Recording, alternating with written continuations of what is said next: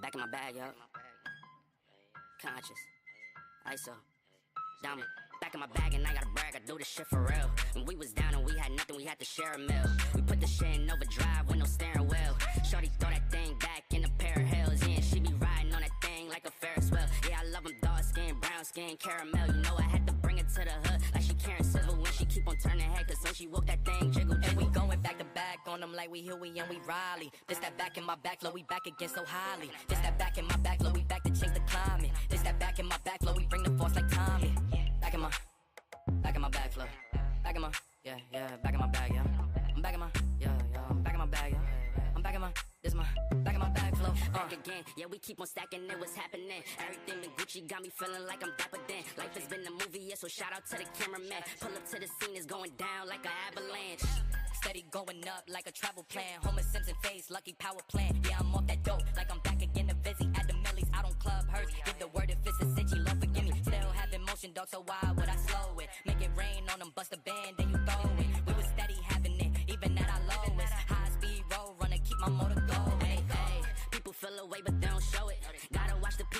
around you, as you grow it.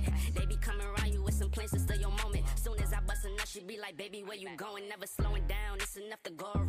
Yeah, you probably knew it's then, but really you don't know it's now. Niggas let it show and tell, but oh my. The lights go dark, the stream comes on. Javon's here, the vibe is strong. Click and clack, the steel in sight. Every edge sharp in Friday night.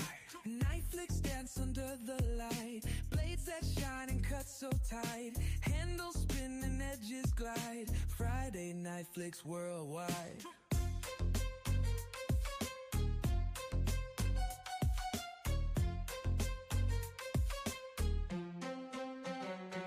He talks the craft with steady flow.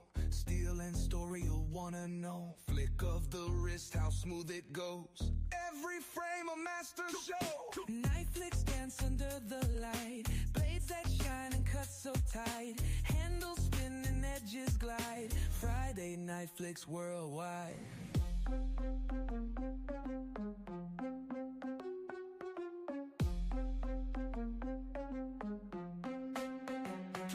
From Bowie to Karambit Steel, every flick has that cool appeal. The chat goes wild when he reveals a masterpiece you wish was real. Viewers locked in, they can't resist. The flick of steel's a weekly.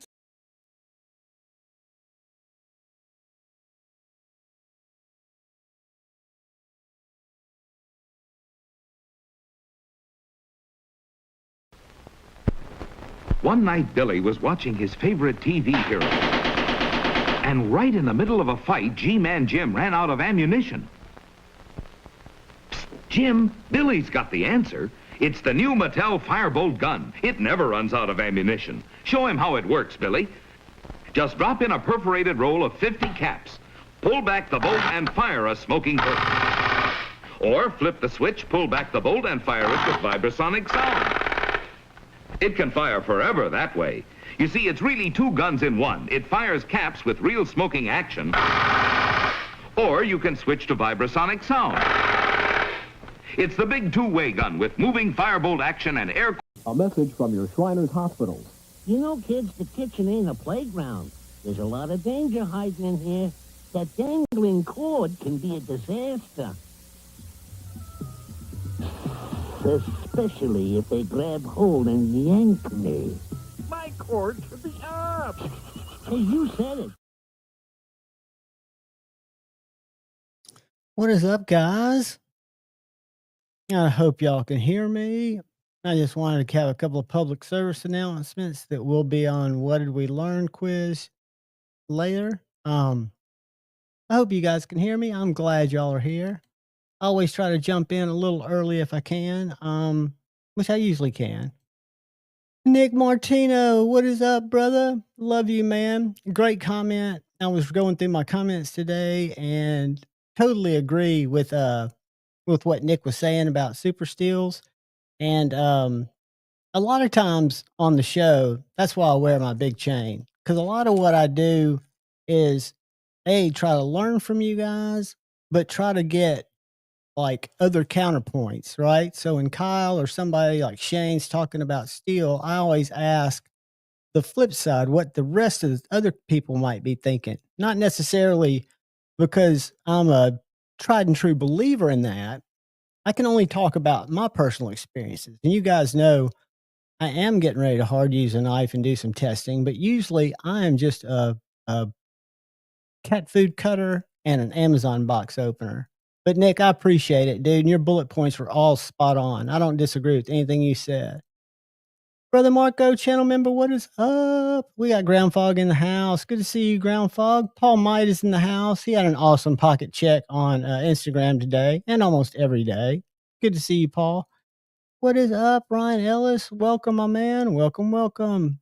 We got, let's see who else is in here early. Be Shady. What is up, channel member and my brother?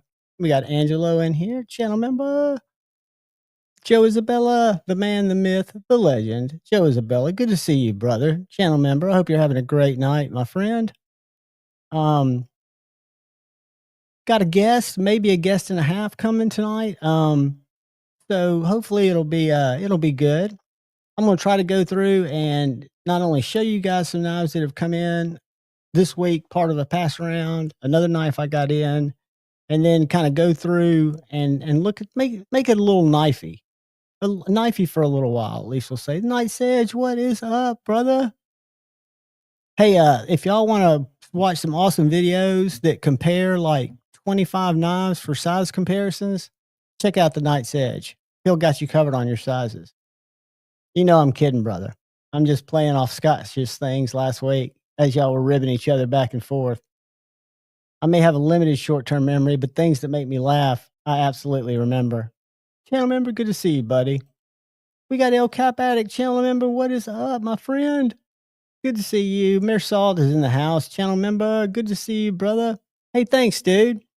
I had a great intro clip sent to me, and if you look back at the 50s and 40s commercials, some of them are brutal, and they used to have stuff that's now not politically correct. And there was one I was going to play, but I couldn't feel good doing it. I mean, because it could trigger some people, and people have, we all have special needs people that we know, and it's just the way that they used to advertise for different stuff. But I'll try to find funny ones that won't totally flip people out, right?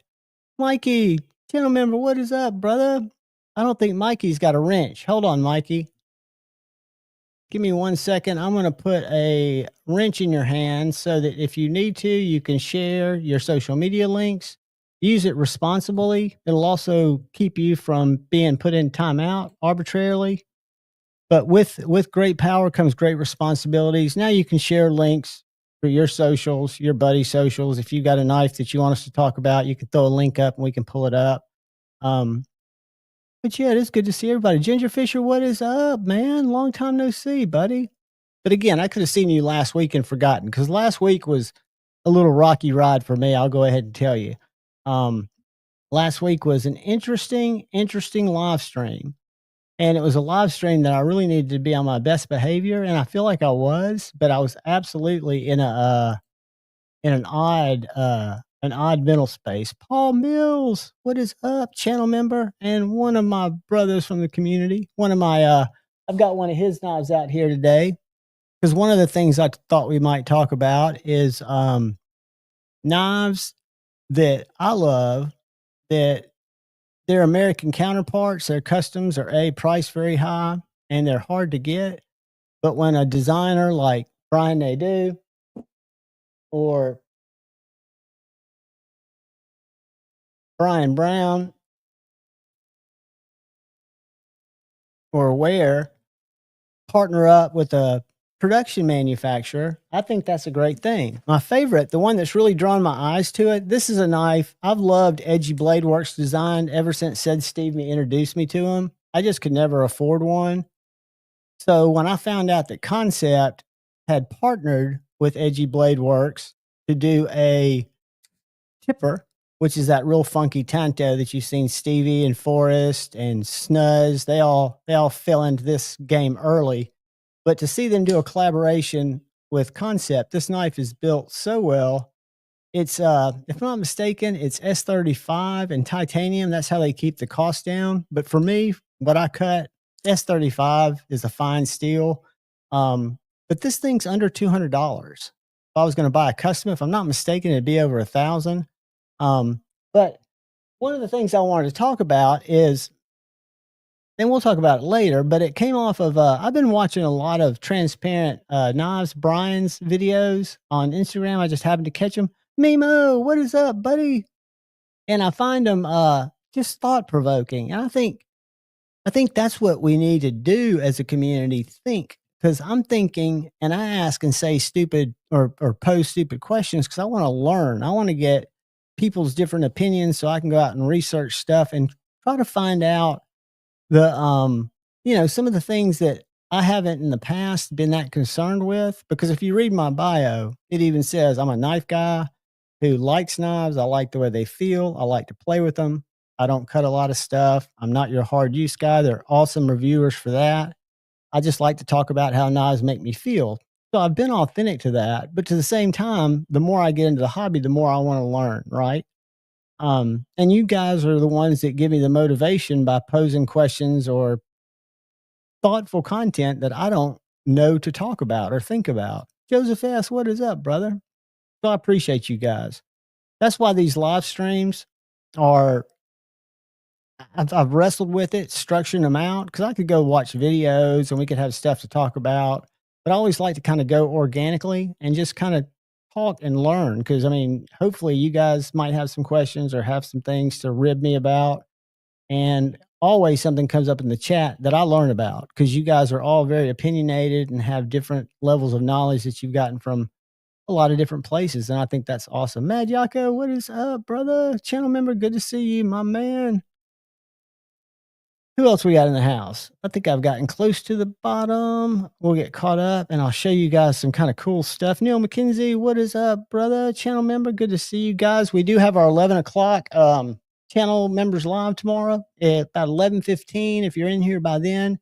And again, if you come in and you put in your hashtag, you don't have to stay in the live, because usually about 11:45 I draw for it. And tomorrow it's a Concept Corvette S and S35 fixed blade, cool little fixed blade cleaver. But yeah, y'all stop by, all you channel members, please swing in and just, like I say, if nothing else, by about 11:10 or 11:05, I try to have that hashtag up. So if people just want to pop in because they've got to go to a soccer game or go hang with family, I'll find you if you win. I will find you if you win. Bottom row, 5th from the left. 1, 2, 3, 4, 5. This one right here. These are some of the ones I'm going to talk about in just a little bit, Mikey, because these are Tuya knives. These came around before I ever had a channel. I had a Tuya Big Belly. I had a Tuya Cebu. These knives, and I'm waiting for David to confirm, these knives are OEM'd by a company called Vortex over in Taiwan. So they're not Chinese made. This knife is a knife that Dave Warren, the U.S. manufacturer and one of the partners, designed. It's got a very ergonomical handle. It's got kind of like a Chavez-y compound grind. This is the drop point. They also make it in a flat grind, or excuse me, a Tonto, carbon fiber, titanium. You got a great lock bar access, just a good, strong frame lock. This reminds me of my Chavez Street. So it's got a front flipper, which I hate. I'm not a front flipper guy, but it's got fantastic studs, DLC S90 blade. I want to say it's $189, which to me is a great deal because the workmanship is fantastic. While we're talking about that, this is a Tuya knife that was designed by Jim Skelton. It's a flipper only. It's called the Shocker. It is also S90V. Interesting knife, very ergonomic, on sale at Tuya. And we'll go to their website in a second. You've got this little knife, which is not on sale, but it's a very unique knife. It's an integral that has just amazing depth to it, a little spear point with multiple deployment methods. So you got a flipper tab, you got a front flipper, and you got thumb studs. Very interesting little knife. And then my favorite, or one of my favorites, is the Shocker. This is, I think it's SJ Designs. They're a knife maker that does customs, and they collaborated with Tuya on this knife. And it is, if I'm not mistaken, S90V, or is this? Oh, this one's 20CV. So this is 20CV, titanium, got $100 and either $69 or $89, while the ones that are left. And then the one that surprised me the most, that made me, and I'm waiting for Dave Warren to reply to my instant message. This knife is called the Vortex. I've got a review on it that came out today. They sold out at Tuya, but 5 of them are on their way to White Mountain Knives. So the OEM for Tuya, called Vortex, is in Taiwan, and this is their Model 1, which is their first original design, right? And this thing, guys, I've got Spartan Harseys, I've got Medfords, I've got a lot of big knives. This knife is $217 on the website. You've got a floating back spacer,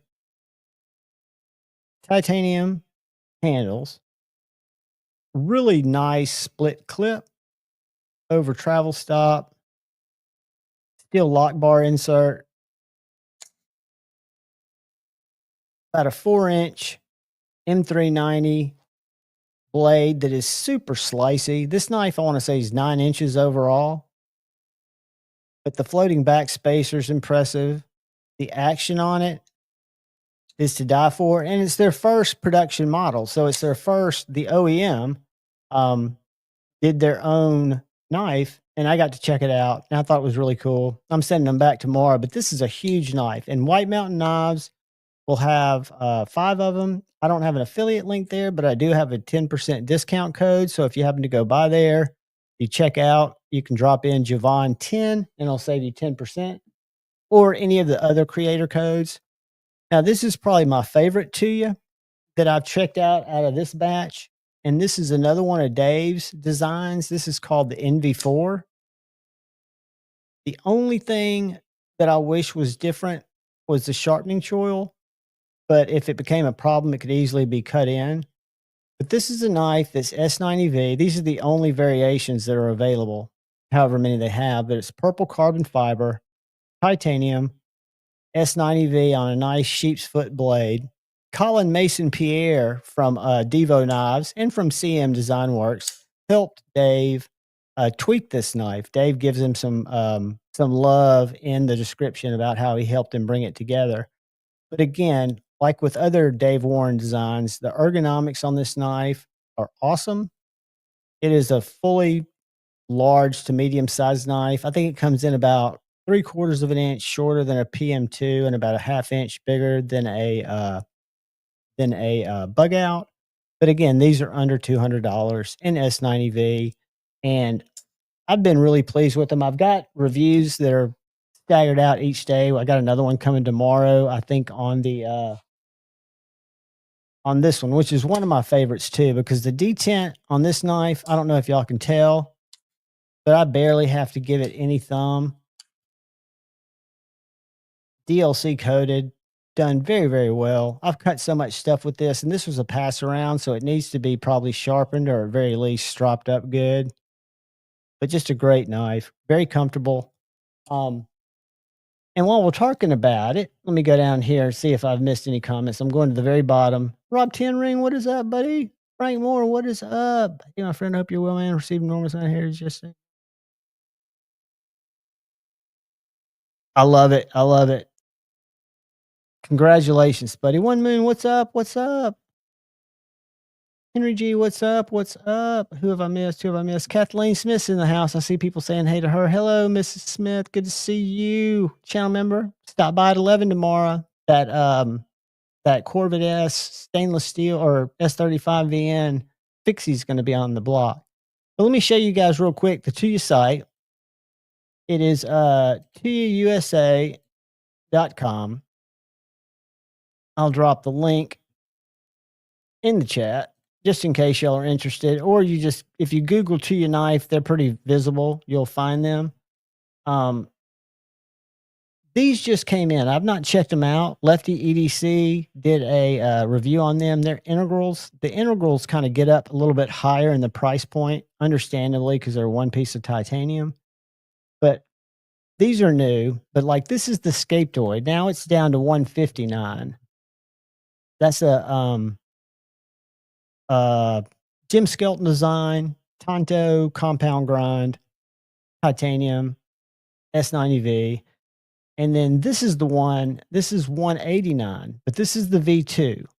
So you can either get a Tonto that looks like that or a drop point that looks like that for $189, or you can come down to the Tuya V1, which the only difference here is they didn't have inlays. They had different titanium handles, and they're $169. But it looks like the only one available is this one here. Still S90V, same everything except just different handles. So that's the Wrath. I think that video came out it'll be coming out Sunday, and an unboxing came out. And then this is the strength. It's 440, but it's an integral. And it looks like they've only got one of these left, so these are going pretty fast. But they've got slip joints. This knife I reviewed. If I had the money, I would have bought this knife. This knife is $179. I'm not a recurve guy, but this has some stuff called what they call it, G-Carta. Yeah, G-Carta. So if you look at this G-Carta, I thought it was micarta when it came in, but it's not just micarta on a steel liner. It's micarta on a full titanium frame. So it's like a frame lock with the titanium skin. That's the one I reviewed. If y'all are interested, you can go check out my review where I kind of did an up close and personal. Now, again, recurves scare me a little bit in terms of sharpening, but really nice knife for under $200, $179. Got a few more slip joints, and then they've got another Jim Skelt design. I've got this knife as well. This has some great action if you like a flipper only. Spear point, a little bit tactical, frame lock, S90V, and these are on sale for $159. So again, Taiwanese made, and I need to check Instagram and see if he's corrected me, but I'll show you what made me think that. And then I reviewed this knife as well. This is another Jim Skelton design, but I have too many street cleavers. But this is a beautiful little knife because it's got a compound grind. S90V, frame lock, titanium. Pretty basic, but strong. Carbon fiber inlays on the show side. Whoops. And then you've got it thinner up here at the front. Gets a little thicker back here. Great knife. So I'm going to Google this just so I can read y'all what made me think to you, Vortex. This is the big one. So, oh, no, they took it off. Uh-oh. I knew it had sold out, but the site was up there today because it talks about it being made by their OEM, which is called Vortex. That's why this is their Model 1. But it is made by their OEM in Taiwan. The other thing it's got that I didn't point out, they must be sold out, but hopefully they'll get more in.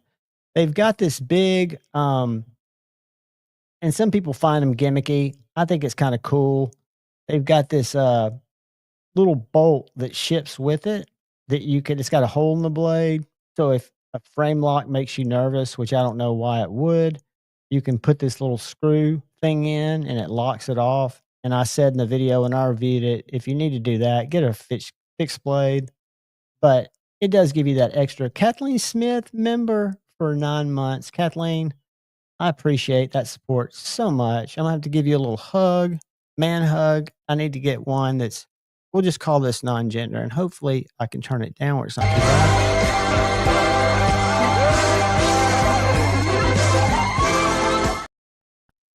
Thank you, Kathleen. Oh, I thought you had a new member, Splitting Slices. Thank you, buddy.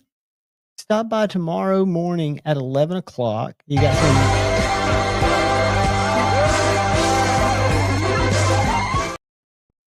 When I get out of my creative constipation, I hope to add members content, but I'll always have weekly lives for you guys that are short, but they're beneficial.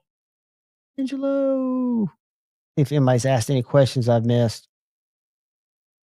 The Vortex may be Taiwan, but Paul, are you sure? Because that very well could be possible, but when they said that the Vortex was the OEM for Tuya knives, it made me think because they all come in different packaging. There are 3 different types of packaging that Tuyas have come in that I bought. One of them's the little flip top, which may be Chinese, which this one came in, one of the little plastic mini flight cases. But I think Dave will tell me if I get in touch with him and see if he's messaged me back. He's usually pretty quick. And I did say I wanted to talk about him tonight, and I was curious about that because I guess they could easily have a plant in China and in Taiwan.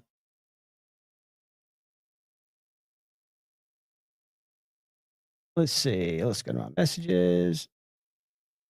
No Dave yet. He's not gotten back with me yet, but he will hopefully. But I believe you, Paul might. I have no doubt. I just, like I say, I learn from you guys. And again, that's the thing I was going to say about Chinese knives. I love American knives. I've I've had some interesting, I guess you'd say, some evolved or looking at things differently after watching some of Brian's content. Things that I wouldn't have thought about before, but kind of reinforced my position of I don't ever want to take money out of America's pockets, but most of the knives that I buy that are from overseas, with the exception of some Kaisers, some budget knives, are usually a collaboration with someone like Ramon who worked with a company to get more out because he couldn't make enough, right? There are a lot of examples. It'd be great if those knives could be produced here. And there's some really interesting, cool stuff going on. I'll be honest with you. I'm proud of Ben Belkin and Jack Wolf Knives for doing their collaboration on their latest Midnight Jack. Thanks, Knives and Pizza. I hope you're doing good too, buddy. My thoughts on AEBL steel. I have been trying to learn more and more about steel. I found that Google AI is very helpful when I'm trying to compare like 3V and AEBL. AEBL is a little lower from what I read on the edge retention side, but so much of that will be edge geometry specific to how much that'll matter, but it's more like corrosion resistant. It's got high stainless properties, very high toughness properties, like not that you'd ever want to pry with your knife, but it's a tough steel. And it has a little bit lower edge retention, but also easy sharpenability. I've got several knives in AEBL. Matter of fact, this one is AEBL, but I've got some of my customs that are AEBL, and I do like it. It's a steel that I've sharpened, that I've never had a problem with, but I'm not a hard user. I'm sure somebody in the chat, and when brother Kyle gets up here, he's the steel wizard. Oh man, that was tough, dude. Rocky was part of my growing up childhood. I mean, I saw Rocky 1 at the theater, Rocky 2, Rocky 3. I think I lost it off there. What's up, Ed? Brother Ed, what is up? Good to see you. And Bama Ninja, I missed you. Channel members all. Good to see both you guys. Remember, if you're awake, stop in for a short time tomorrow at 11. And we will have a good short little time. That's true, but for some reason, Paul, tell me if I'm wrong. I thought from back in the day when I didn't have a channel, but I was buying Tuyas, I thought that they may have been always known as Taiwan, and I just never thought about it because the first 3 years I was collecting knives. Everything I bought was a Civivi, a QSP, a Kershaw. My first Benchmades I started buying. I saved up and got some Spydercos. And then my collection style changed as I learned more about knives. But for some reason, I thought not being Chinese is a selling point. Absolutely. And that was a great video that, and this is not political. I don't know anything about tariffs. I have no economics was another class that almost kept me from graduating school. I don't get it. I don't think it'll be something that'll be long lasting, but I don't know. And I think I think it makes things tough in the short run, but things will shake out. That's my hope. And I don't what Transparent's video is about from 2 days ago was looking at knives, taking everything, and I know you can't take labor, cost of labor, you can't take these things out of the equation. But Brian's point was they're also not going to change right away outside of tariffs, things like that. But American companies have so many ways that they can compete just on being American companies with their communication, with them being close.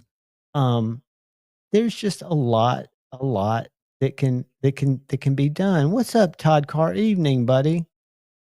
But in full disclosure, I love my Asian knives. I love South African knives. I love, and this is going to make most of y'all puke, my Italian giant mouses. I don't know if I just got good ones, but I've collected giant mouse for a while, and also my MKMs, my Maniago knife makers, fixed blades. I like those. I know they're not the hardest heat treats or the best heat treats. But this knife right here, again, I don't know if y'all have seen the USA version, but this is a collaboration where it's a win-win for Edgy Blade Works. It shows their unique design to people who might not be exposed to it. And people like me, who one day will be working again and have the kind of income I had before, I will eventually have a custom Edgy Blade Works because I love this knife so much. But being able to get one currently, that'll change, but at a price where I can experience it. It's not a clone because it's a partnership between Edgy and Concept. Sure, I'm sure some kind of licensing deal, but Edgy Blade Works went there probably because they couldn't get enough out to meet the demand. And I think situations like this, or Chavez having to go to Riyadh to help get more out, I don't always think it's done for nefarious reasons. I think there's some good reasons sometimes to partner with some of those companies, and if it's helping an American company, I don't have a hard time with it. Like I say, I used to not feel like that because everything I bought was Kaisers and Civivis, and I didn't give it any thought except I'm getting a knife that feels different than the Kershaws I used to own before I got back in the hobby, and I really like them, right? Two is China only, Mersalt, but the Vertex, which is, and I've got to find out from Dave because there is a knife that was on their site that sold out. This knife right here is made by their OEM, allegedly. This knife is made in China, in Taiwan. And I just cut my thumbnail. No, I didn't, but I almost cut through it. But that's in black and white on their site. But I think you're right on the other two years, and I'll find out. He'll text me back probably before the live's over. And I was just surprised to see that any of them were made in Taiwan. And again, that's not a Tuya knife. The reason they're marketing this knife, and they sold out, they're going to be 5 at White Mountain Knives. But the reason this knife is on their site is because it was their first, it's the Model 1, the first knife from their OEM's own design. So that's what made me think that maybe more of them were made there. I know they're made in more than one place because I've gotten them in different boxes. 2 distinct different boxes that you ship in. Either a brown pull-off top box or a little flight case box. Gonzo, what's up, brother? Good to see you, man. Welcome, welcome, welcome. Let me get that. Welcome, my friend. Good to see you, buddy. Who else we got in the house? Some of them are, and you know, Mikey, I think they're in terms of usable, functional tools. And when you're looking at your value per dollar, I think there's a place for all knives. And whatever you like, don't ever let, because you have to make the decision for you. Don't let things like that guilt you. I mean, you can use it. Like, it took me a while to evolve to where I wanted to buy more American, but I wasn't doing that all the way. And I would not have stayed in the community and loved knives enough to start saving up and investing in those knives had I not gone through a lot of less expensive knives that made me appreciate them even more. And I'll still buy really nice, what I feel are nice that suit me, Chinese knives.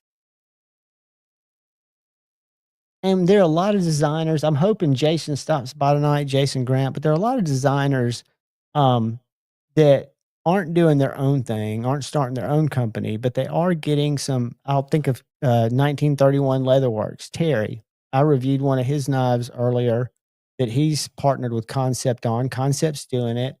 It allows somebody that's got a design and a passion, but doesn't have the capital to get it started, a viable way to get a design into the market and profit a little bit, but also get that name recognition, help build their brand. And I'm sure that's why Edgy Blade Works went with Concept, because even though they're well known in our community, Aaron, that's awesome, dude. I'm so glad. TKL is top notch. And if you ever have a problem with the TKL knife, reach out to Suzanne Kell or Tim Kell and they will make it right. I've beat these knives because most of them they sent to me to check out, and I've absolutely abused them. And that's why when Kyle gets on here, he'll tell me how ADCR V2, which I believe it because I was reading about it today, does not measure up to a lot of the steels that are out there today. But I can tell you the way that these knives are designed with other things in mind, maybe it's geometry, maybe it's thickness, it performs very well. Um, I've never had an issue with it. And Todd, hopefully you're on the way. I need to ask Kyle if that's made it to him yet. But Todd was here last weekend and was a big winner. A giveaway I didn't even know was happening. I felt like Jason would probably have a little J-Cal or something, one of his cool fixed blades. I don't know if y'all saw today, but this is my ADHD kind of going off the chain. But this is a really sweet looking knife, and I don't know how big it is. I asked him, and he's not messaged me back. But check this thing out. Tell me if y'all think this is a very long looking knife.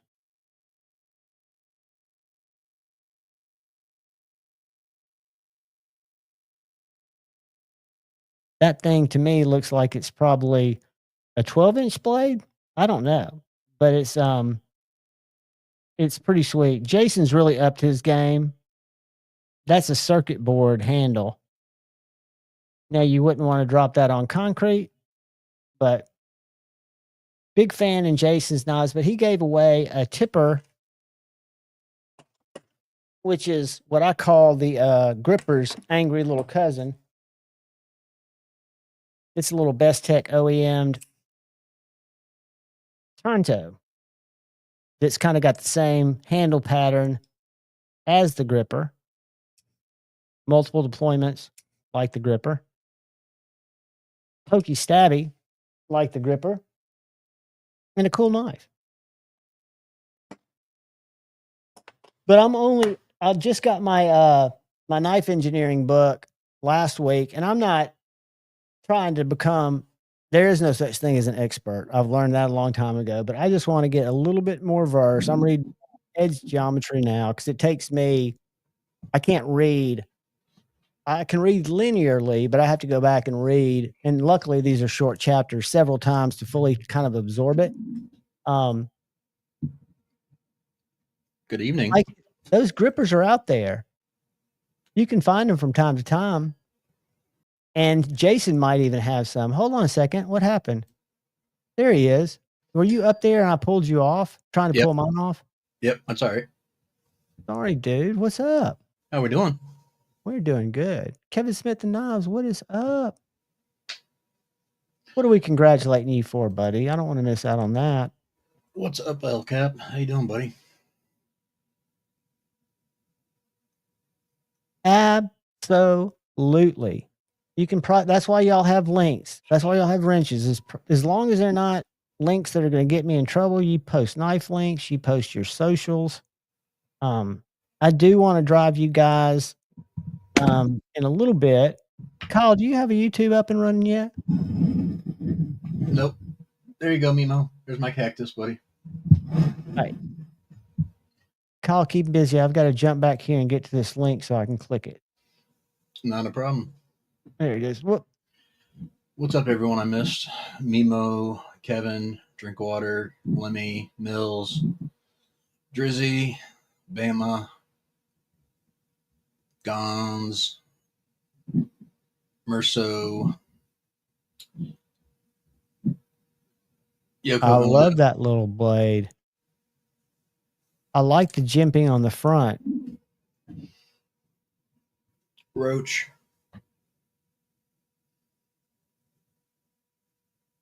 Hello to you too, Mark Parks. Richard. Go to the online store. $350. 61 HRC AEBL. Who's making that? That is Shea Blade Works. I've never heard of them. I just followed them on Instagram. Let's find a little bit about them.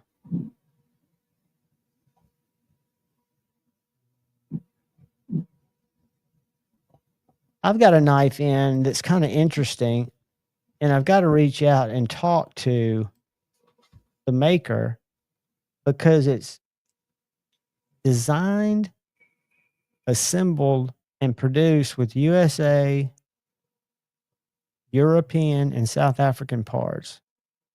How you doing, Rob? It doesn't say where they're made. Do you know where Shea's made? Because I would think for an American-made knife. Hey, Kathleen, how are you? True dude. No, I did not. I was just trying to do some Bam Ninja, which one have you given up on? Never give up, dude. Believe me, if anybody was giving up, I would have punted like 6 months ago. Don't give up. Grails are always going to be there. What is up, Rob? Good to see you, brother. I'm not mad at you, man. You're one of the YouTubers that I send people to. Dude, I love your content. One thing to remember about Grails too is that's always evolving.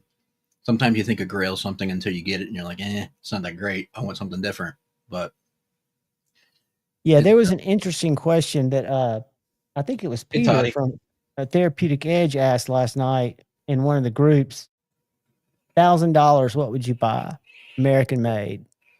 And everybody was Oz. And I wasn't thinking that. I was thinking I would put mine somewhere else. And I think he was talking about the main players.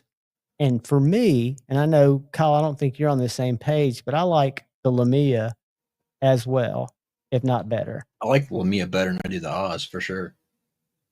I do too. Mad, you can in just a bit, buddy. I got Jason going to jump in here in a second. Hey, Lemmy, I would say, honestly, Mark Parks. I probably wouldn't. I don't know. I don't know that I would spend it. I might. I would. I don't know that. I don't know that I would spend the money right now on that. I'd probably bank it and maybe get something later, like a rip or down the road. But I don't necessarily think there's anything that I would want in that range. Exactly, especially when, I mean, how many more 100 are you looking at to get a Ripley? No, not a Ripley. I said a rip, like RIP custom knives. I got you. That's probably another 500 to 600. I see a lot of channel members in here, guys. Stop by at 11 tomorrow, just for a little bit. All you gotta do is leave your hashtag and go. There's Kyle's. He's also scrolling along the bottom, and his TS Prof sharpening links down there. It's also. Did you see their video yesterday on all the clips? The TS Prof branded video. I saw. No, I didn't see that. I saw the Instagram post, but I didn't see the video.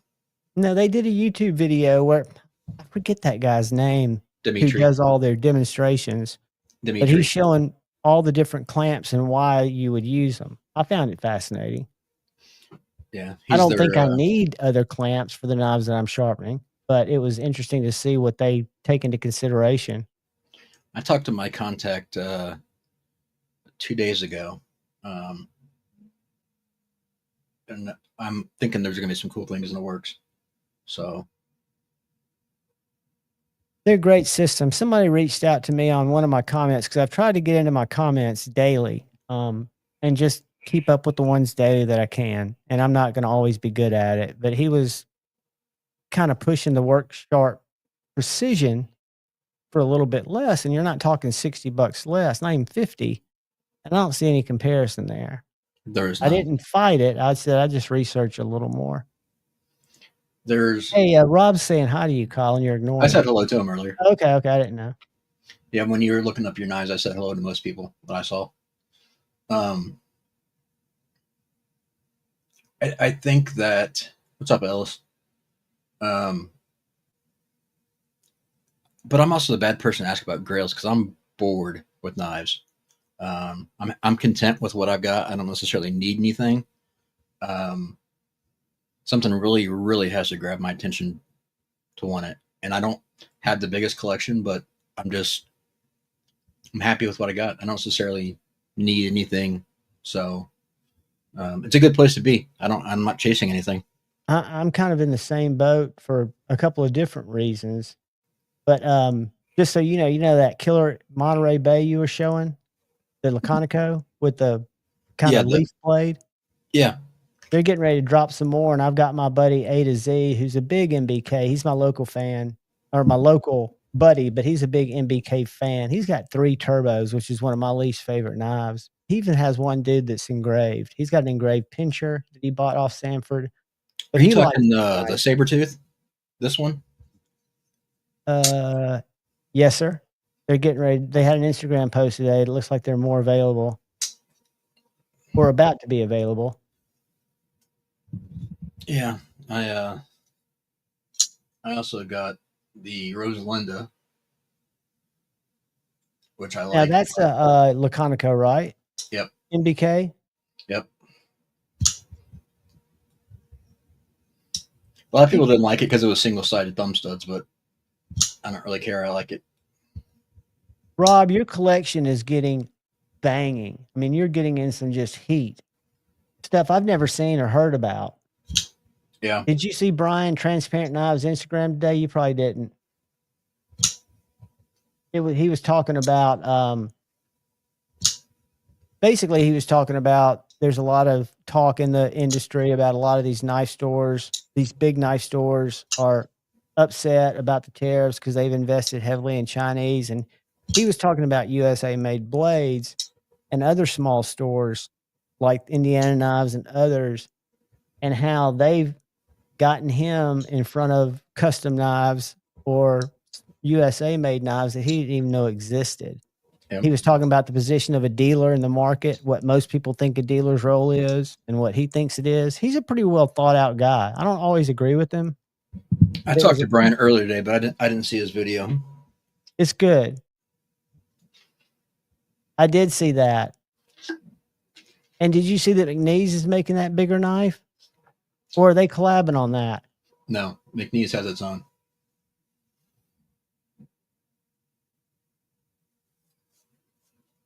I agree. There's unfortunately, never mind. I'm not going to get into it. Get into it. No, it's all right. Dude, you've got an open forum. Like I said, I'll always play, not devil's advocate, but try to look at it in my simplistic way. Kyle, you want to see an interesting grind? Okay, fine. I'll say one thing.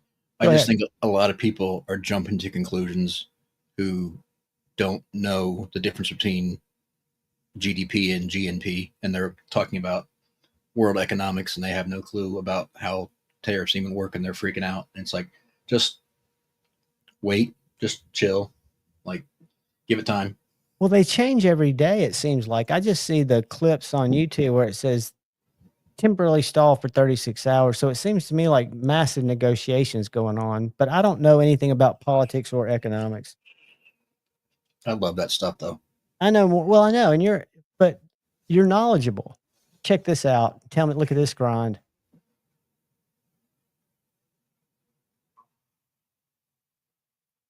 That's called a Fibonacci, or there's some mathematical complex called that one. Is that one you sent me? Yes. You're talking about the Fibonacci sequence. The Fibonacci sequence, correct. And what's weird about it, I haven't cut bamboo. I'm going to hard use it tomorrow when it's not raining. But it's got like a couple of convex little places in there, and it's just bizarre, dude. It feels very comfortable. And it's got a rounded spine up until right here. and then it's super sharp for ferro rods. I mean, it's a bushcrafted knife. It's not an EDC knife, but it's different. I've got to talk to the guy. So is it like a stepped convex? Is there such thing called a stepped convex? Well, no, but I'm just saying, like, if you were to take like a convex grind, but then do it in steps where it's like almost octagonal, where you have like little facets, and then the next facet steps down, all the way to the blade. It looks like it might be. What I'll probably do is send it to you to check out. I'm curious. What they say on their site is it aids in cutting down drag, which I can't imagine, but still being a tough knife, right? Really well done sheath. I'm just curious how it's assembled, made, and what parts are made in America. Yeah, to me that's kind of what it looks like. Where if you were to take a blank and basically CNC, then one step down, but doing it in a convex manner.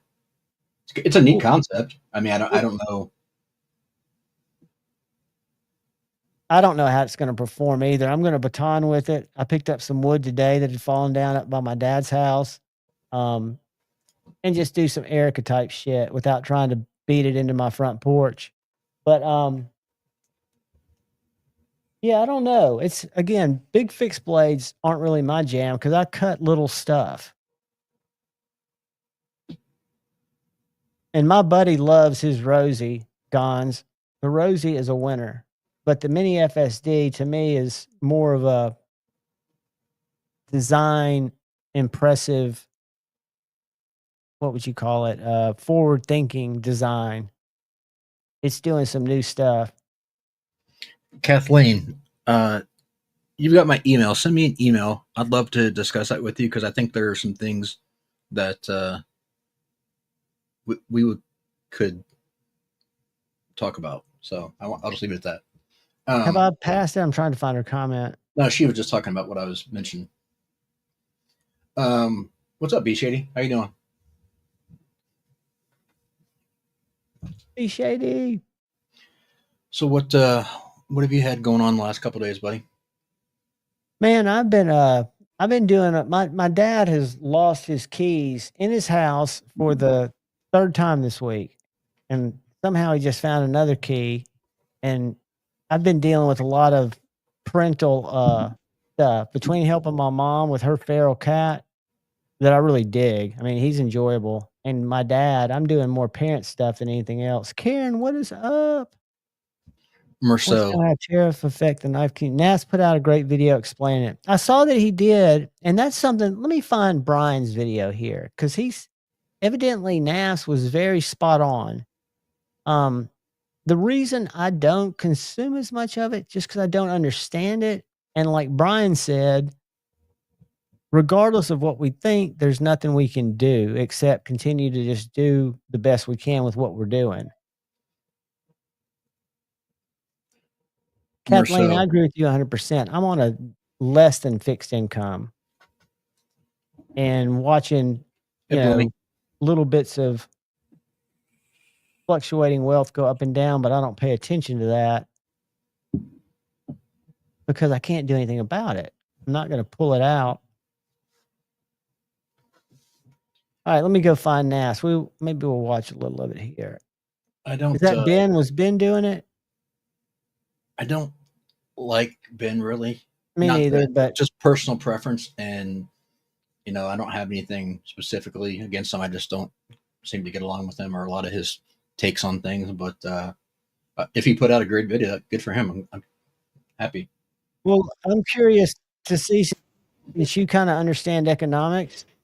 To see, because this looks like, and Ben strikes me as somebody who's studious, but maybe not. Let's see how real this is. Y'all mind watching this for just a second and getting Kyle to? I'm no expert. I mean, no, you're not an expert. But if you hear something that makes, I mean, I think we all agree it's going to be a short-term rocky road till if the Chinese try to stay plugged in. Let's see what they say. Episode 9, I'm Ben. I'm Austin. And today we're talking about tariffs and how they could impact the price of pocket knives. We're gonna eat some wet seaweed and a baggie of dead fish. I'm not looking forward to that. Yum. And lastly, we have the Lander 4 looking at a new retail price of about $90. All right, so, example, and we already did some of this math, so we're up to about $3. Yep. Thank you for being our people that you have to pay drastically and dramatically. However, the way they're calculated, the way they work, is going to be the same whether the tariff rate is 84%, 90%, whatever. It's just fluctuating and changing so stinging quickly. Back to past Ben. So here's how it works. Basically, this is the schedule right here. This is the heading. So each one of these headings says on this particular product, this is heading that ends in 3.5. This is for pocket knives, folding pocket knives, and the price per unit is 3 cents, and then 5.4% of the cost of this knife. Right. So anytime you ship any amount of knives here from, let's say, China in this example, that you have to pay that flat rate. Correct. Let's just say. So is that per knife or on the whole lot? So the basic thing that people don't get a lot of times is the price of the tariffs. When something comes in, it's not on resale value, it's on wholesale value. Right. So if a knife retails at $300 and they sell it, or I mean, in a wholesales for $100, the tariff price is on the 100, not on the 300. Retail. It's up to the. Correct. So it depends upon how much that reseller is willing to eat and how much the wholesaler is willing to eat, and that's a negotiation between them. Right. So the difference on it is it's not going to be, oh, well, it's 100% tariff. This $100 knife is going to cost $600. No. There are some people that are going to try to pull that on you, and you absolutely need to pull your business from anyone who's doing that, because that's completely... Yeah, because it should be maybe $30-$40 on a $300 knife, right? Just on average? Yeah, that's a complete ripoff of someone willing to do it to you. So, so let's say it's $100 on, or I mean, it's 100% on a $100 knife, right? So then you have a $200... Well, okay. Depends upon how you negotiate it. So let's go back to the original tariffs. And first of all, what people don't get is right now, everything is fluctuating. It's moving. It's very, very unstable, and things will change. It could be over tomorrow, or it can go on things for will months. change, and part of it is negotiating. Part of it is also because of the fact that we've been taken advantage of for so long, and so many trade deficits with countries across the world, that we need to try to even the playing field. There's no such thing as fair trade or even trade across the world, because everyone has tariffs and everyone uses it strategically. So if we need something from a certain company or from a certain area, guess what? They're going to charge us more because we need it. And Kyle, crazy history question, not a political question, but how would it be with our position allegedly globally that we would buy into other countries' tariffs that they're putting on us? Is that what you're saying, that there are tariffs that exist on our goods going out? Oh, 100%. Yeah. We have export fees to every country that we ship to. That's okay. So go back years and years to the whole original, the premise of the horrible design of NAFTA, right? North American Free Trade Agreement. That was designed to be USA, Mexico, Canada, zero import-export fees to these countries. Well, that didn't go as planned, and that makes sense because it shouldn't be. There are certain things that are more valuable and to certain people. So if a company is willing to take on all of that import tariffs, that drastic change in price point is not going to bankrupt a company because they have margins built in. They need to adjust their margins. Therefore, they should be adjusting their percentages accordingly. So their pain should be lower margins along with the manufacturer sharing that lower margin. If they can negotiate, if they can negotiate that with the wholesaler to the manufacturer to actually get the price point to a more realistic number, then that's fine. So when a company like the same thing, right? Yeah, when a company like Kubi comes out and says we're going to have 50% global markup, that is utter BS. Like, that's not They not won't how it sell operates. knives if they do that. No, I mean, it's going to hurt their business, and that's fine. I mean, if that's how they want to play the game, that's fine. But long term, that's not the play. And when you start studying like what countries need what from other ones, we're in a pretty healthy position. Yes, we buy a lot of things from China, but it's unimportant things in comparison to what we export to them. Like food. Yes, they struggle at farming.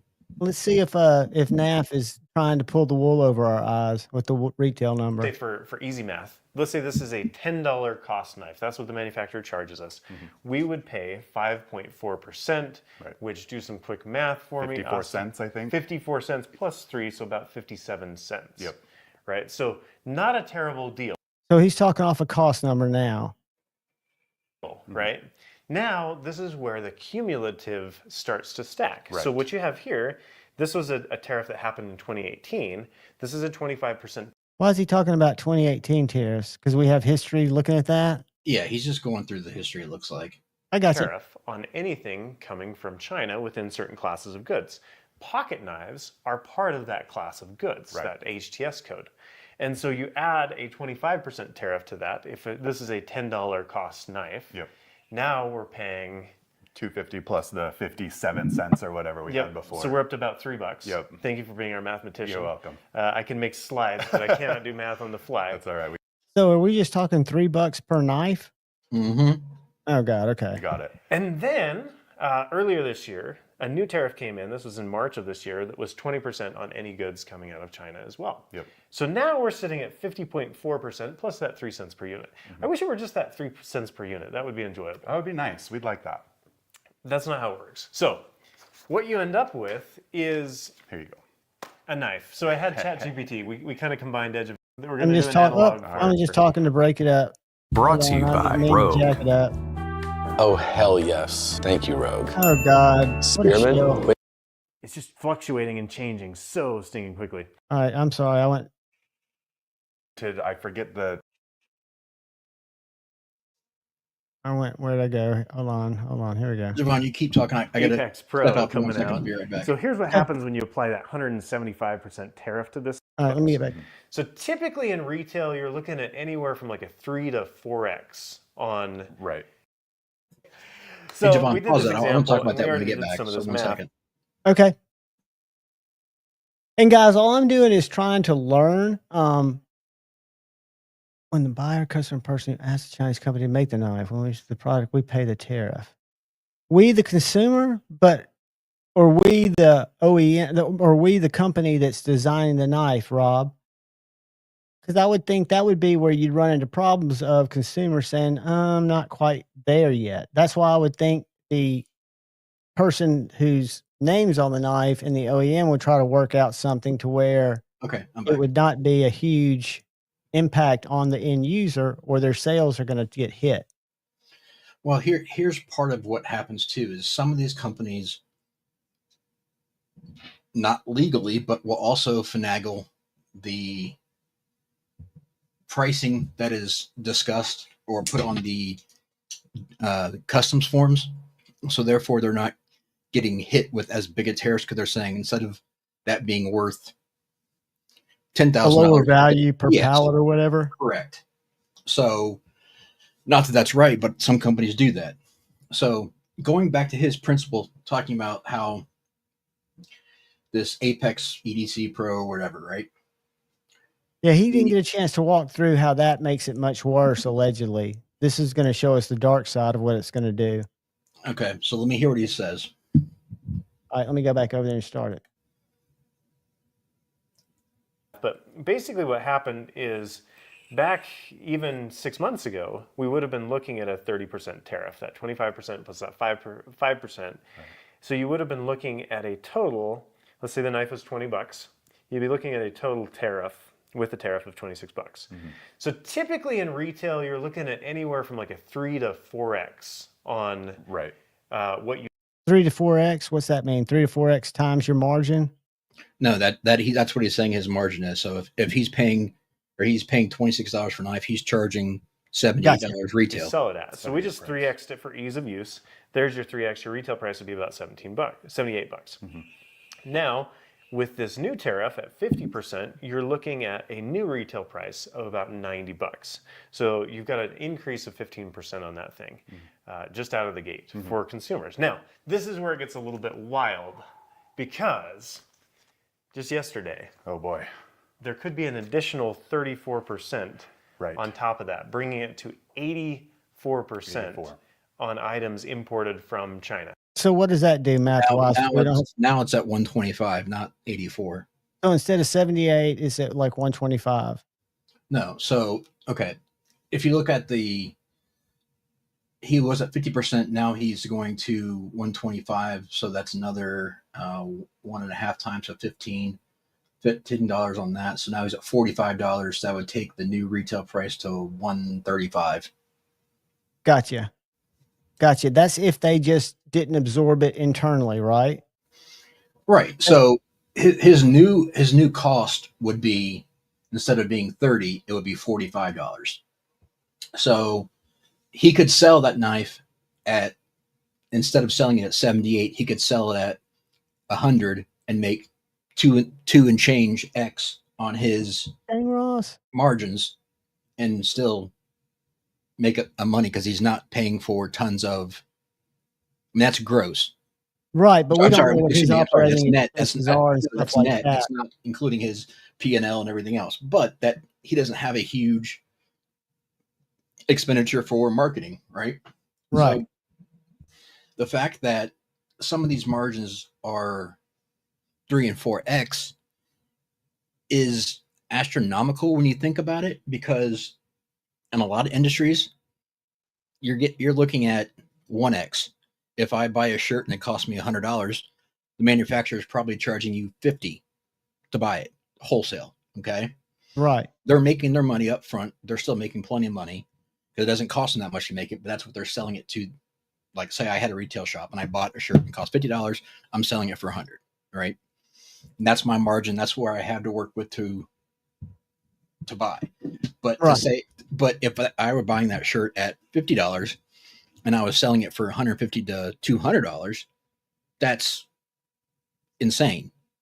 No one's going to be spending that kind of money on something.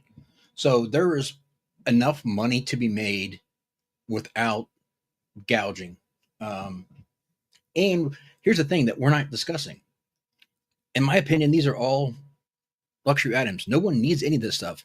So tomorrow, if the tariffs were 800%, who cares? You don't need to buy something for a while. Right. You don't need to buy something.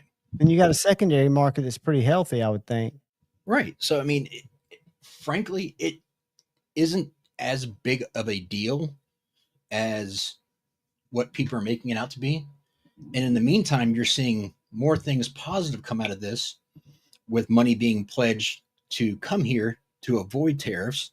Like BMW and Volvo. Hyundai just announced that they're building a plant in Texas, and they're also building a steel plant in Texas to offset buying the steel from China and bringing it in. They're going to have the steel made here. It's their own steel manufacturer. So that way they can create more jobs here, have less worries about imports. And I mean, it's a win situation in a lot of cases. I've said this before. You look at from northern Ohio, like the Youngstown, Cleveland area, all the way down through Pittsburgh, all the way down into where Javon's at in Alabama, was a huge steel industry that has gone to the wayside. Absolutely. So many plants, so many, or so, yeah, but not necessarily here. That's my point. They're building a brand new facility here. The ability to potentially re-raise that industry could do so much for the economy. Yeah, Kathleen, it's going to take a long time to build that up, but your accounts aren't going to be drained by then. That's my point. So there's a lot of LCAP. Okay.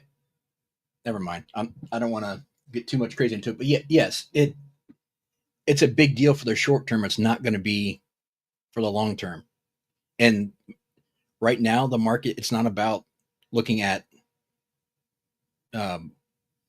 Wall Street. It's about looking at Main Street and what prices are now, how it's affecting you in the storefront. So it's going to change. And you're already seeing a bounce back. I mean, when you're looking out for the consumer more than you are the industry, it's a win situation. So, and I still think it could be settled any day. I mean, without a lot of fanfare.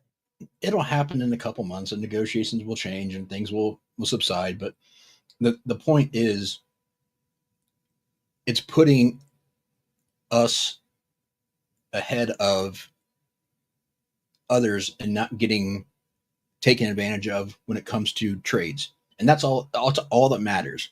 I mean, I just want it to be reasonably fair playing field and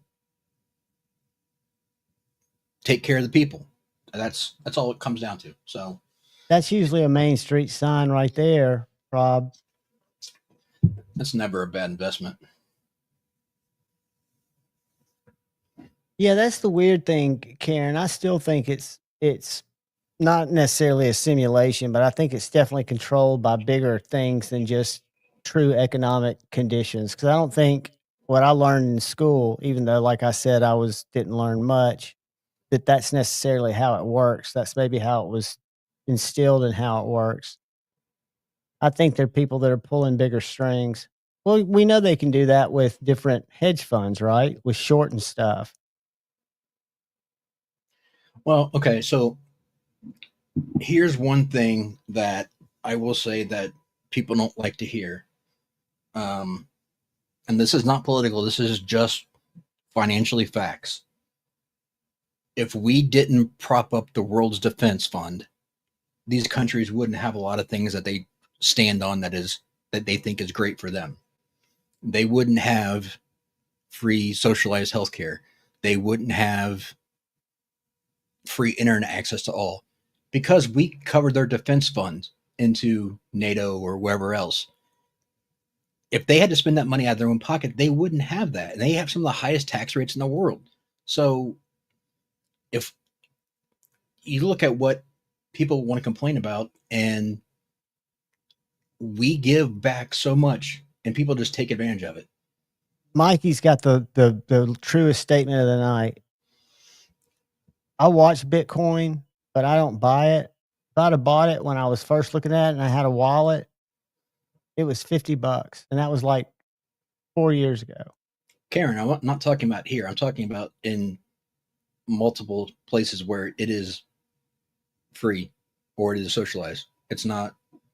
It's because we take care of them financially. That's true. Terry. So here's one thing I would agree with. I think that we don't discuss is the fact that right now there are more recorded slaves in the world than ever in history. And it's not a priority to people, unfortunately. Hey, speaking of other countries and something on totally different tangential weirdness, do you know who Vitali is? I try not to, but yeah. Well, he's that streamer guy. Did you hear about him getting arrested? Not what now? He's in the Philippines, dude. But guess what? There's a click to it. There's a little catch. He got arrested 5 days ago, and they chose not to deport him. He's got to wait for a deportation. They want to see if they can prosecute him first. You know how long you sit in a Filipino prison that's 300% overcrowded before you go to trial? Wasn't there, if I'm not mistaken, wasn't the Philippines where that one gentleman got caned because he... They don't cane anymore there. Okay, I'm saying, but wasn't that what happened there about 15, 20 years ago? Yes, and they talked to an attorney over in the Philippines, and he said if he had the choice, he would take caning over 2 years waiting for his trial. without even thinking twice about it. Yeah. But yeah, he could be screwed. There's all kinds of content on it. What was so bad is they even paraded him out like you would at a United States press conference, because I guess he'd done so much and was going viral all over the country being a menace. And so they're showing on this big screen all of his taped egregious's or whatever, and he's sitting there clapping in his handcuffs, and his lawyer just looks mortified. Dude, I guarantee you he ain't smiling now. Well, it's just rude. You don't go to another country, disrespect their culture and their laws, and think that you can get away with it. No, just for and you're doing it for clicks. And that dude's almost 40 years old. I don't think any kids could do it. And I think they should be locking them up, because right now people like Johnny Somali or people like that aren't seeing consequences, but they're seeing huge profits. Dude, what those guys make is ridiculous. But once you're in prison, you're making 70, I forget what the monetary term is, but it's like 15 cents American a day. Yeah, I don't know. We need to, I haven't seen Sniper Wolf in a while. I haven't even seen him on my Instagram. No. I'm sorry. I got to really in on that one.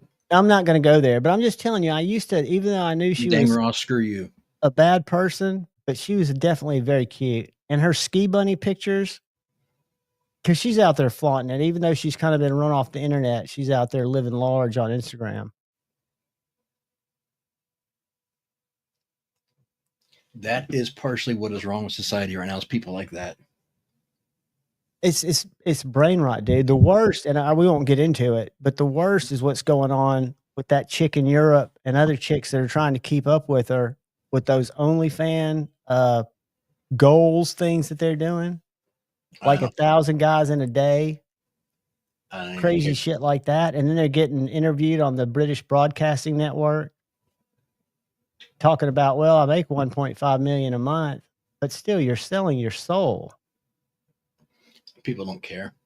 And again, that comes back to the whole social media frenzy of, everything is only seen in the grandeur, because you only see pictures or videos of good times, and you don't see all the negative things, and it drives people crazy. It's exactly right. I mean, I think you lose sight of yourself.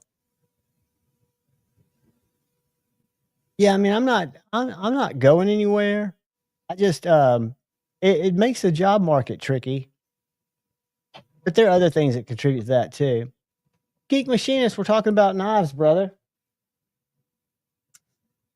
We're talking about knives. We're talking about tariffs.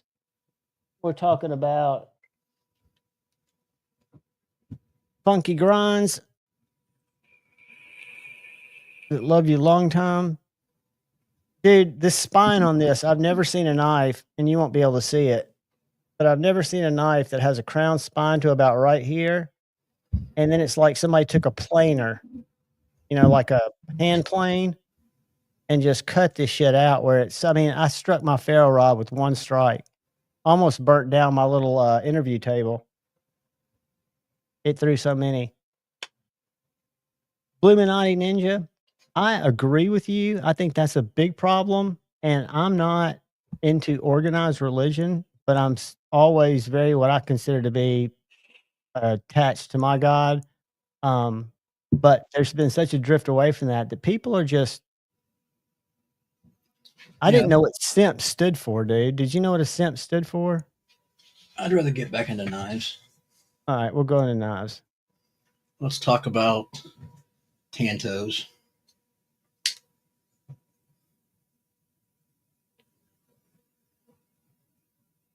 So you did 2 different grinds on that, didn't you? 2 different degrees? Yeah, this was 19 and this was 17. Did you just match them? Or did you know that's what you wanted to do? No, that's why I found out what they were going to be, and so therefore I had to. And you're doing this dry, right? What do you mean? Dry stones. You're driving it. You're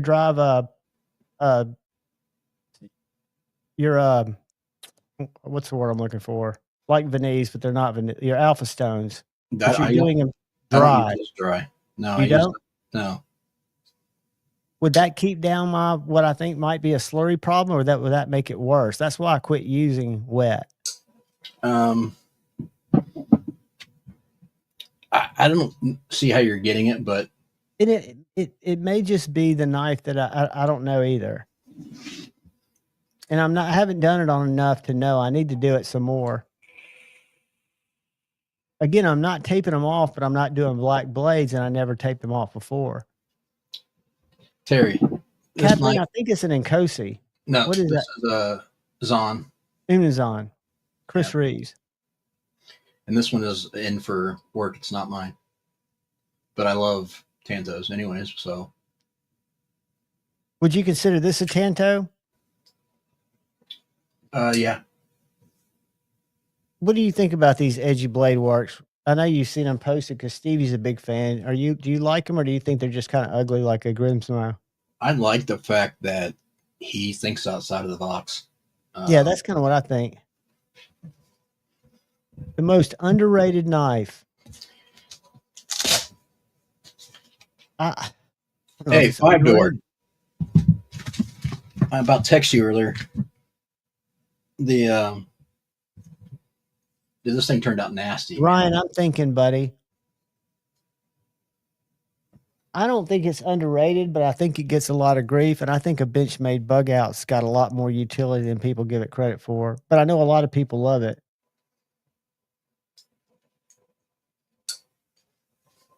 Kyle, what's the most underrated knife in your opinion? What do you mean for, like, as in it doesn't get love, but you think it's a good knife?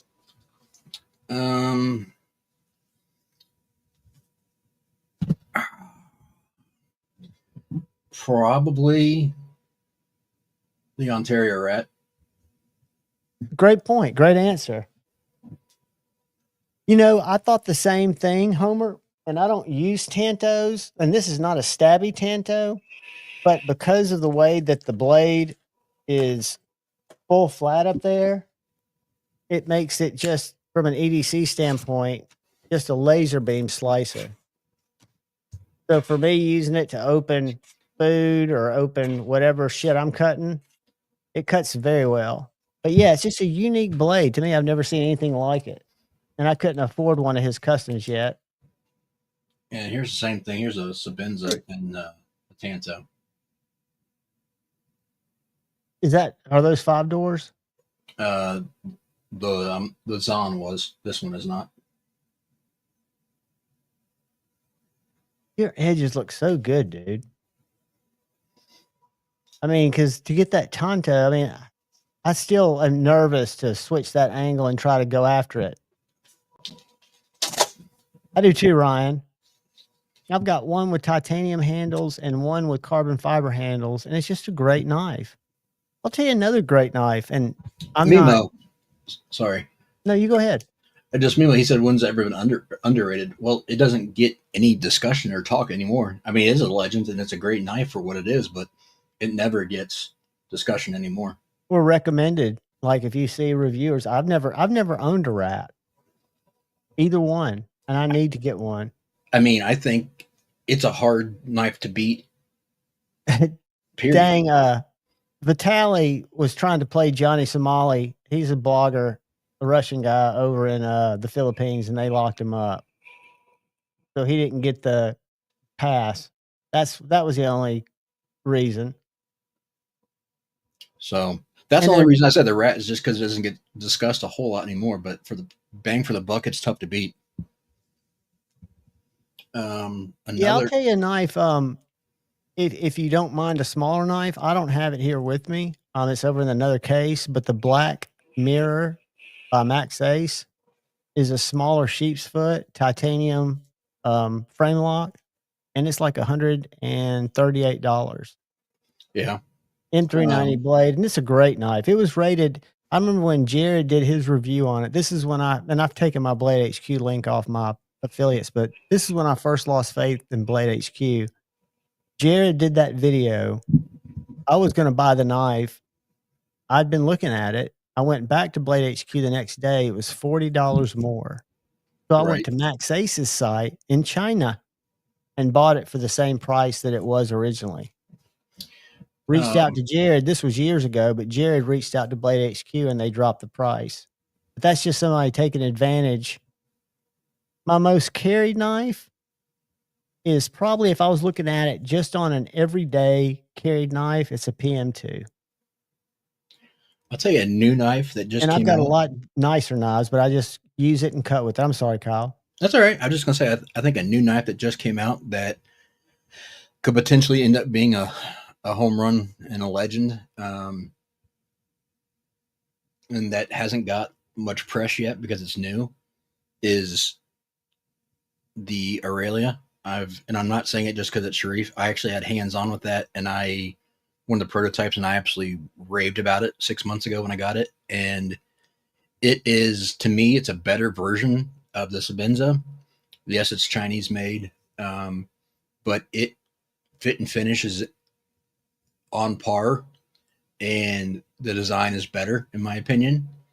Oh, wow. If he made that into a USA mid-tech for the same price point or less than a Sabenza, I would buy it all day long over a Sabenza. The Aurelia is phenomenal. So you've had hands on it, huh? Yeah, I sharpened one of his prototypes for him for Blade Show last year. What's going on with that clip? That looks interesting, kind of revolutionary. The clip is phenomenal. What's the deal with the little?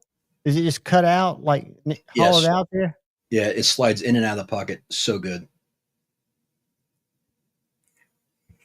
I'm just unfortunately not in the knife buying game right now, but that is a beautiful knife. I haven't checked it out. How big is it? Where's the size? Is it like 3.5 inch blade? It's like a 3.6, 3.7 blade. Okay. But I mean, just as far as how it fits in the hand, comfortability, EDC capability, it's phenomenal. I'm not really in the buying market. I'm not really in the Chinese buying market, but I will buy one. D-Metal, I love the Tanto shape. I don't carry them as much. My favorite Tanto is I guess you'd call it an American Tanto. It looks more like what Kyle was sharpening. It's this, this is a Mr. Cypher. Yeah, Cypher, not the Cypher D. The Cypher D is a drop point. But it's thin. This reminds me of my TRM Atom in so many ways. But a really good knife. But I like a Tanto too. I don't carry like leave them leaking Tanto. Like the way this Jason Grant one to me is very aggressive. But it's great for opening cat food and peanuts and the shit I like to open. I'm probably more of a drop point or sheep's foot guy. I think this blade shape, and this is that one of those Chia knives that is a Colin Mason Pierre, Dave Warren collaboration. Needs a better sharpening choil, but it's a great ergonomic. I love the blade shape for just a daily cutter. And I mean, like I said, I'm friends with Sharif, but that has zero to do with how I feel about the Aurelia. Like it, I don't care who designed it. It is that good. Ryan, I agree with you there. I've never tried a Bel Air, but I reviewed a Iridium that was sent in that we gave away last weekend, and I was super impressed with that Iridium in D2. Just the action, the construction. I hadn't had a Kershaw knife since my assisted days. That's when I realized in like an actual applicable way how I'm biased as a knife reviewer because I'd not paid any attention to Kershaw or ZT for that matter. I wish ZT would start OEM everything. Couldn't they do a lot? Don't you think they've got capability? We don't, Kathleen. I'm just hoping that that Vitaly gets his karma. We don't care what happens to Johnny. I do hope he doesn't come back. I don't think he does good for Americans abroad. I don't think he helps anybody if you're ever over there taking a picture of your significant other with a camera phone, and then you get swarmed. Thanks, Mark.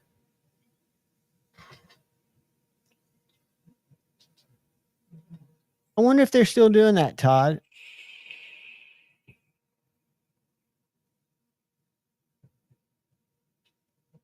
Nice, Rob. I hope my dad found his. He hadn't called me to tell me he has, though. Yeah, Sharif, I've never, I don't know why I'm not plugged in because I watch their lives. Usually I'm not chatting in them, but I don't know why. I'm just, maybe because I'm not buying knives right now. And I don't get in on a lot of the pass rounds. I only do pass rounds with a couple of manufacturers. I don't get into just because I can't keep up with them. I mean, Lefty's got, that's one thing he does a lot of. He gets a lot of knives sent to him, but he sends them out to any reviewer that wants to check them out after he does. So there's a pretty big pass around group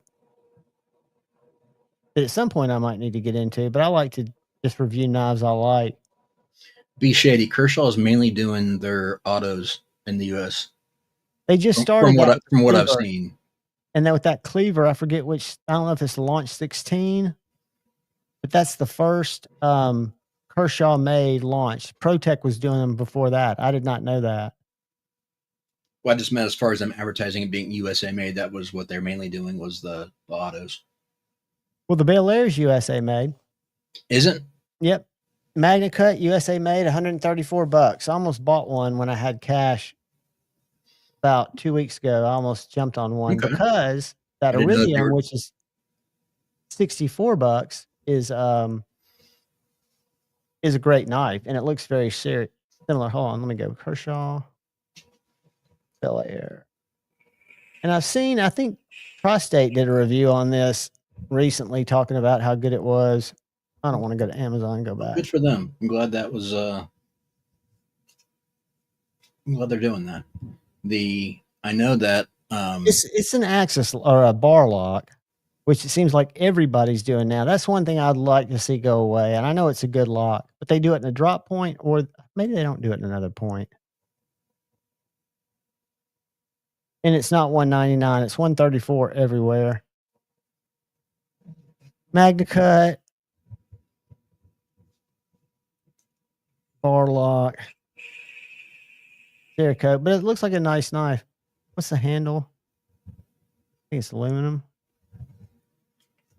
I'm not a big OTF guy, but I was impressed with the live wire.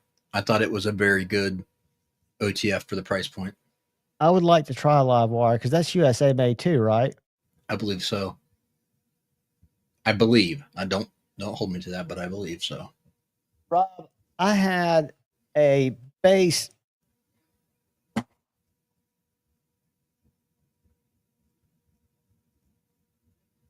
don't know what that was. I heard a thump, but I had a base bug out that I put Flytanium scales on. It's not as nice as their bug out, but it was a lot cheaper. And I don't carry it enough. Another great little thin knife is the Vosti Parallel. Ed, I agree.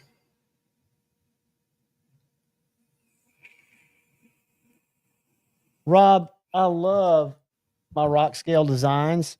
I've got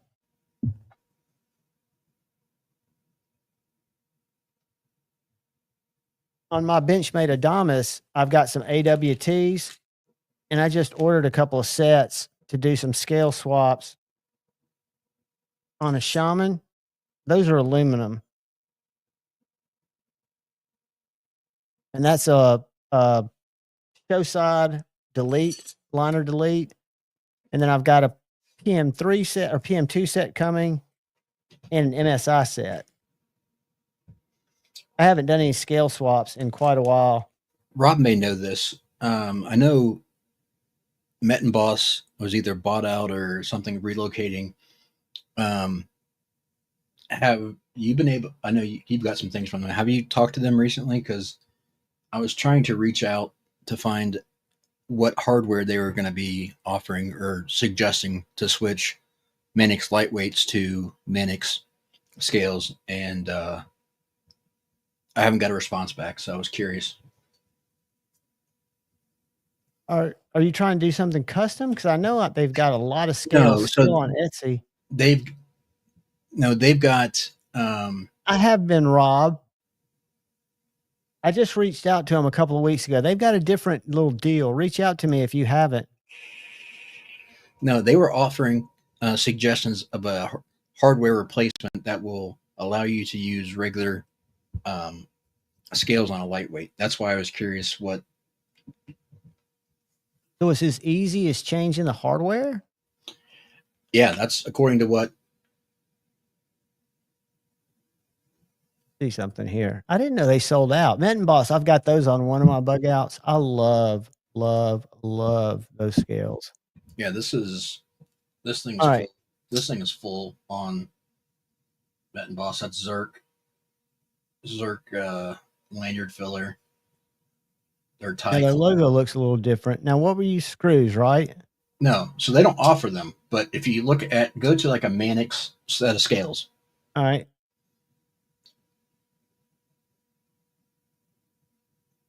What's on the lightweight?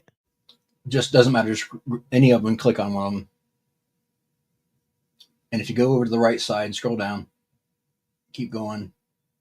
Right there. Installation, you can use hardware. No, yeah. No, up a little bit. Yep, I see what you're saying. There's the lightweight Mannix hardware kit.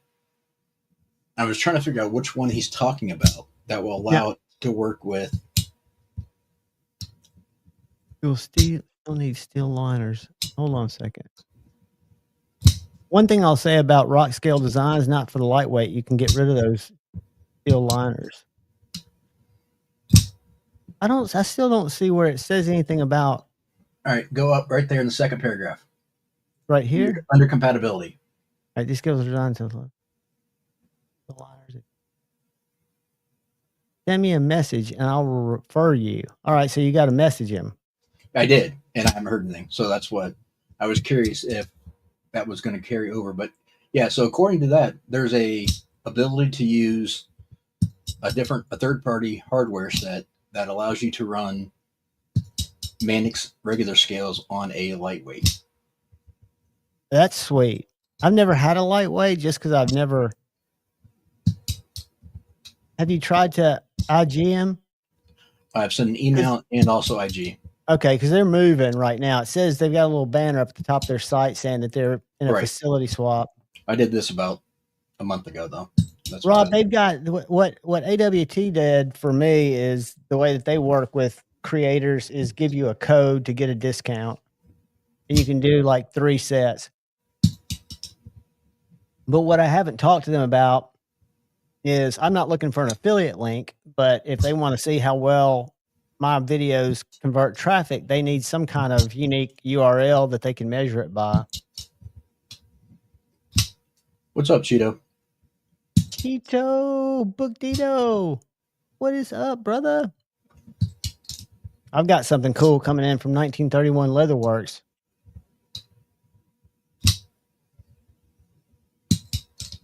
But yeah, dude, I'm not finding the my knife engineering book for what I want to get out of it because I'm not getting into the different carbide sizes. I will at some point when I feel like I'm comfortable to do that. But it's a great book, I think, for anybody that wants to know more about that stuff. I think it's written very easy for somebody like me to understand. Yeah, it's not what people think it is. When you think of it, you think you're just going to open it up and learn everything. And you can learn stuff, but it's not. Well, there are very few absolutes unless you take into consideration the different variables with each build.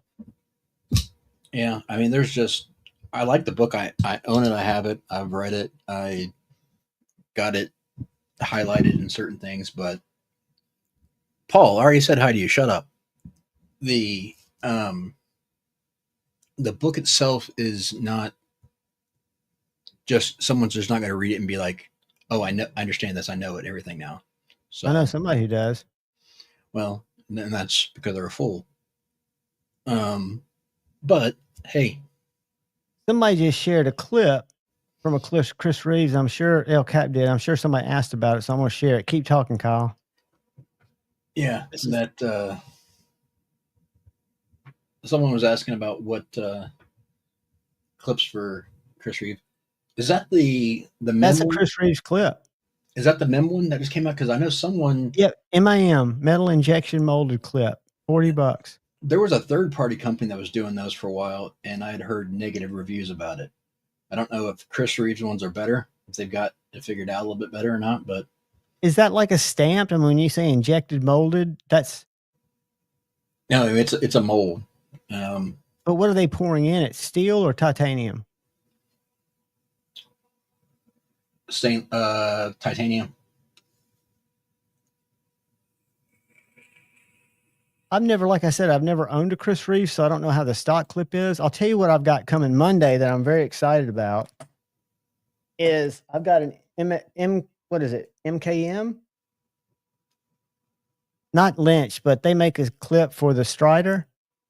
And unfortunately, they don't have one that matches my Strider, but I got a black one to try it on my SNG. It's a deep carry clip. And my buddy A to Z has one. He bought one off of Blade Binge, and it changes the carryability of that knife dramatically.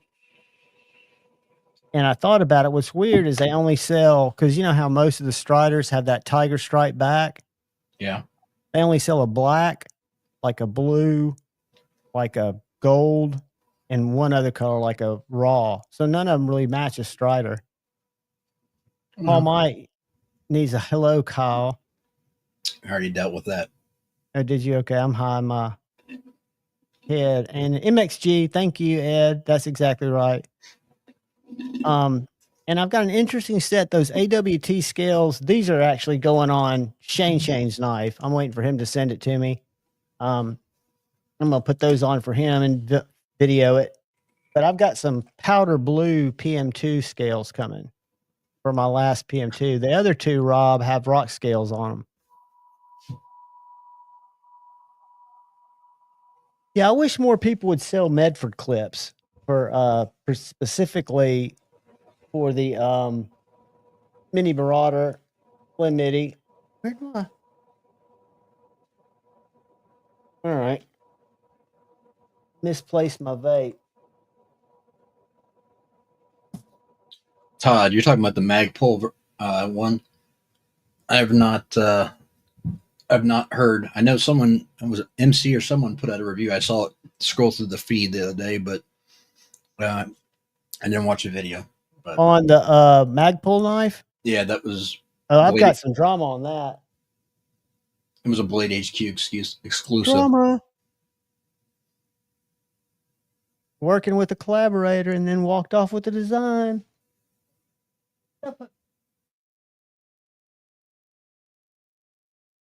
Yeah, coming from somebody who is a Magpul customer and a knife maker. Hey, Needham. What? Oh, there you go. You froze and then you took off for a second. I was looking for my vape. It fell on the floor. Yeah, what's but up, Roman? the stream froze. Roman, Needham, how you doing, guys? But yeah, there was a the mag. I'm interested to look at the Magpul knife too. But there is some research into that, who they were working with. Yeah, but there's. Okay. I know. There's two stories to everything. And there was not a contract signed, so therefore, it. Correct. I mean, that's not a bad business deal. That's just a bad negotiating, and unfortunately, that was, whether it's ethical or not, that's different. But business wise, it wasn't wrong. Yeah, exactly. I mean, you're right. But for some reason, where'd you go? Kyle jumped out. But I think there was, or he was trying to get the NDA signed or something. Roman M, what's up? Iron Butterfly, what's up? What other knives do I have to share with you guys? I hate that this one sold out. That is a beast. I wish I could buy it. And again, I don't have it with me, but it's got that little thing that you can put in the handle. But the thumb studs also act as a stop, and I use the fuller. But that is, if you look at it next to my Harsey, which is a big beefy knife.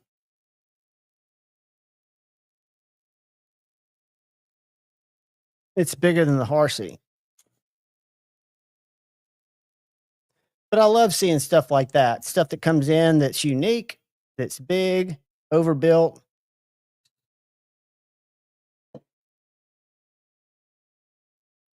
Secondary locks are very dumb, Paul. I said in my video, if you need a secondary lock, get a freaking fixed blade.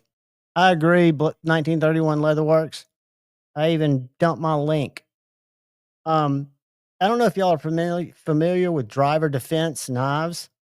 He's out of North Alabama, but he makes some fantastic little knives. There you are. My internet rebooted. You got me? Can you hear me okay? Yeah, I hear you great, dude. I was just reading Roadies, and yeah, absolutely. They did the mags. I know people who, I mean, I think they're the main supplier of aftermarket mags now.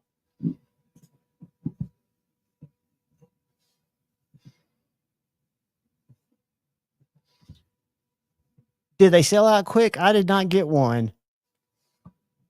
But I'm glad they went fast if they did. Paul, I got good equipment. I've never tried an AWB slip joint, but it looks like a neat little knife.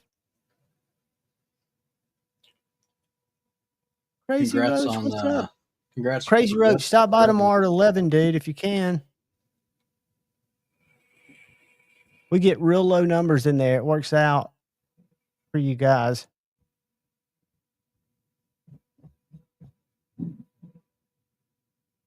Hot take, carbon fiber is one of my least favorite. Drew, I don't altogether disagree with you. I like the softness of micarta. I used to love carbon fiber, and I don't mind carbon fiber inlays. Like if it's a micarta inlay or a carbon fiber inlay or a fat carbon, I don't really penalize that. But like this carbon fiber with these flytanium scales, it just feels really light. And I do like, I think we were talking earlier about one of the most underrated knives. One I would add to it is the Ritter, what is it, MK2 RSK or whatever, the Ritter Hogue. You mean the reptilian looking thing? The Benchmade ripoff? Yeah, but you know that there was a part of collaboration in that, and Benchmade let him take it with him. Not if you look at the court case, it wasn't. Well, that's what Doug told me. I don't know if they settled it. But either way, fuck Benchmade.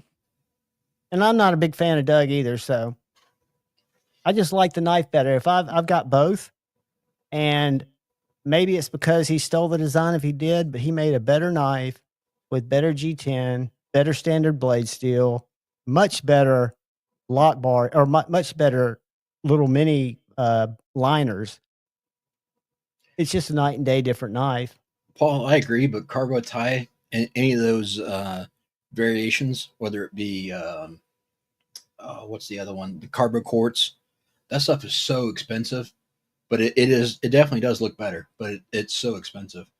And when it comes down to having like an all carbon fiber scale, I think a lot of it, like you mentioned, is the weight, and people associate heft with quality.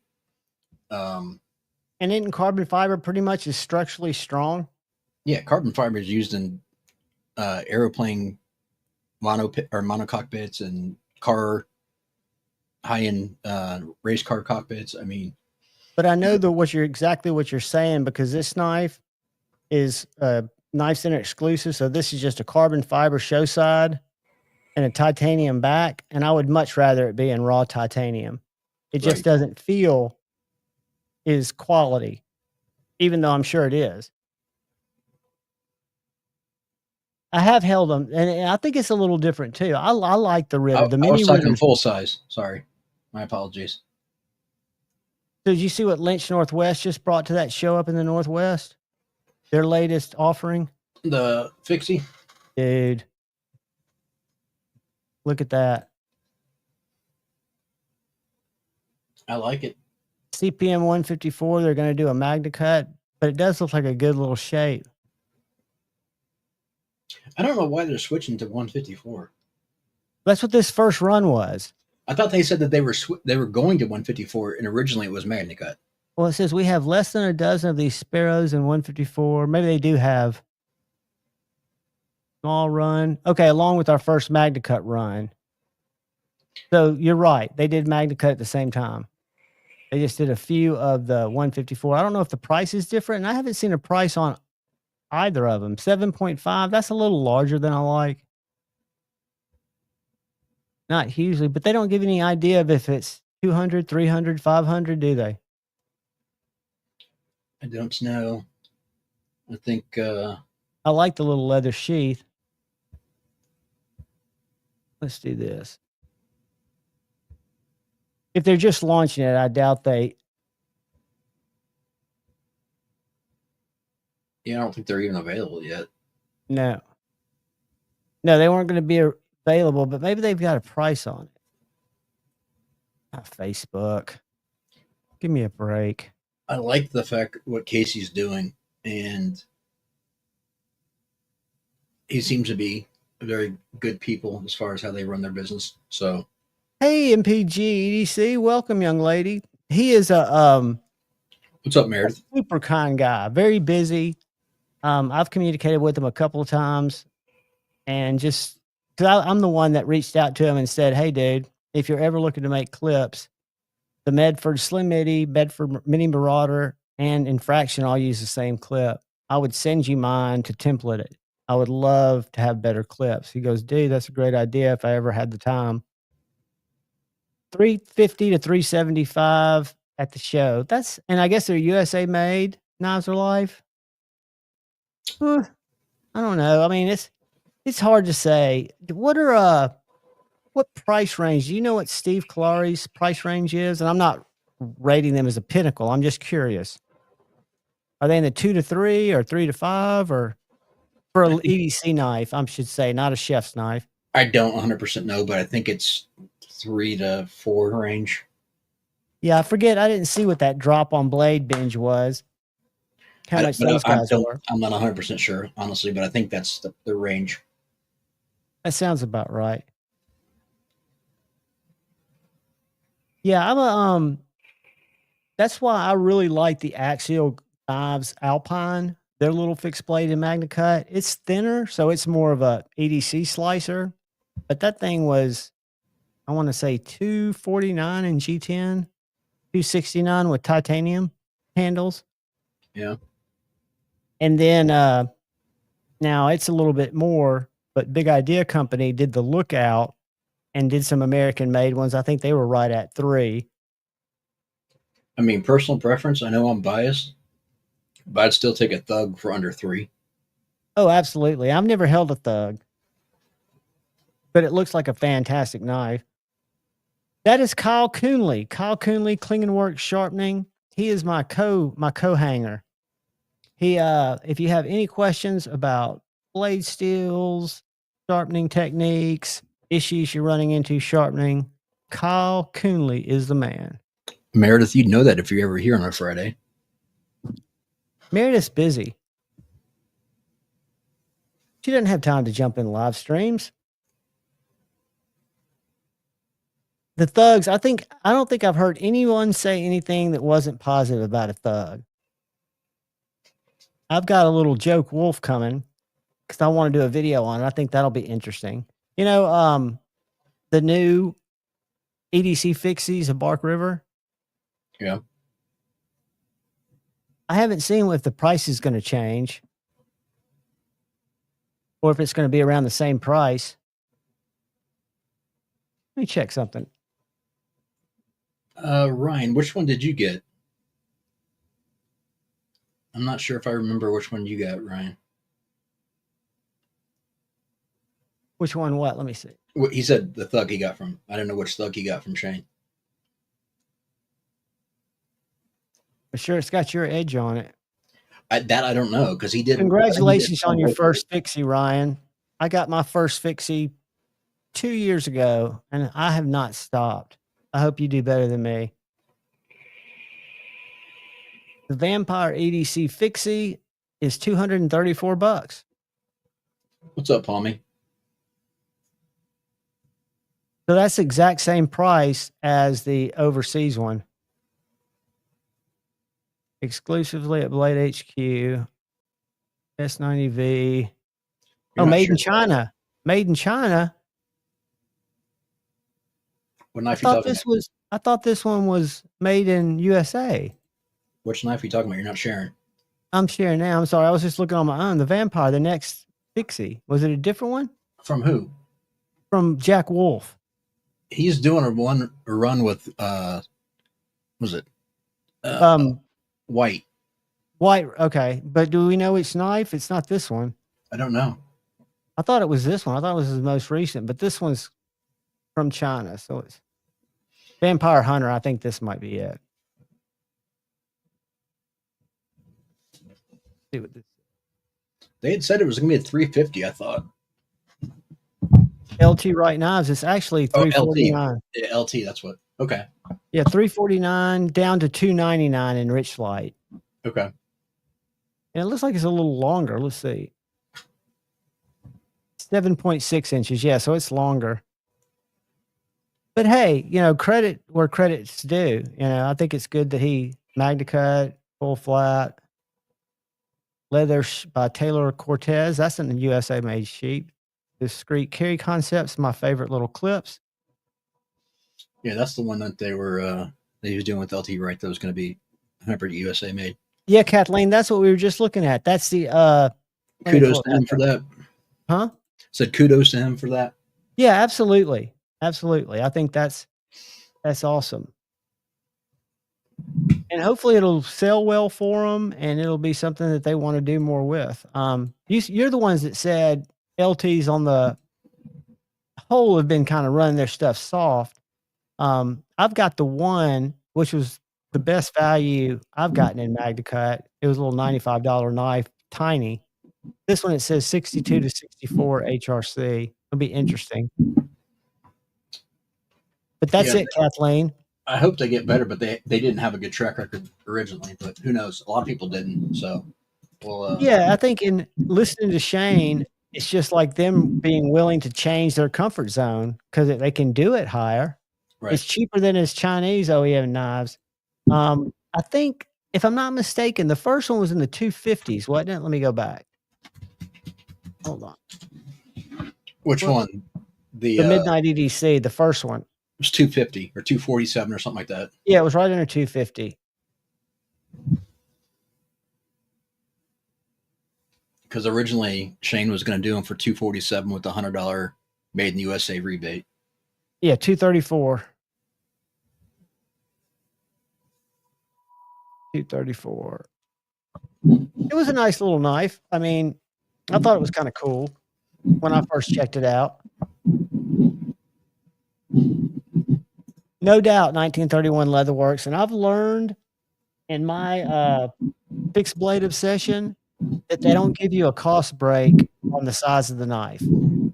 Little knives cost just about as much as big knives, which I don't really understand. But Shane and people like that kind of explain it to me as it's the machining, finishing time where most of your costs are incurred. And I would think a small knife's harder to finish than a big one. Grinding and doing all those things. I watched Jacob at Very Good Knife Company grind and finishing grinds today, and it was just impressive. Palmer, no, I didn't, buddy.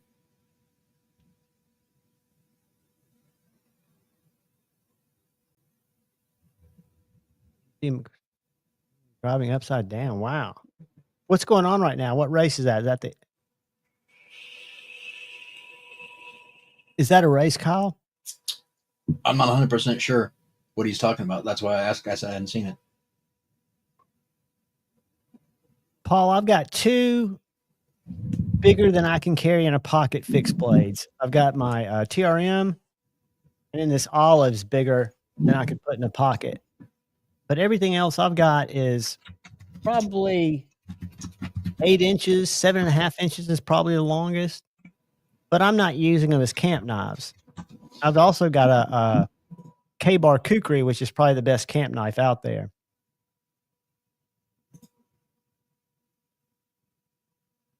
Yeah, that's a whole nother art. My buddy Colin McGuire from Mag 10 Knife Works, guy that makes. Oh wow, Palmer! I just saw that.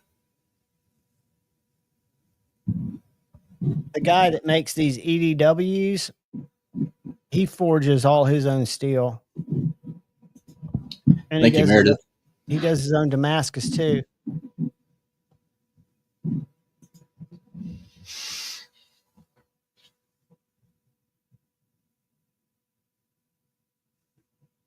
What am I missing about Palmer? Let's see.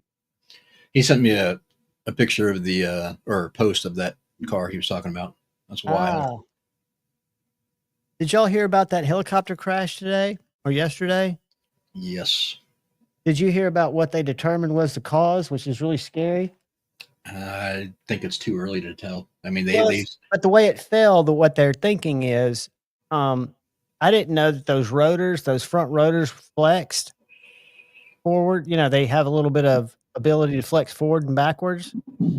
Well, sometimes with downdrafts, usually the blades have a gentle arc reaching up, you know, where the blades are kind of pointed up just a little bit from the rotation.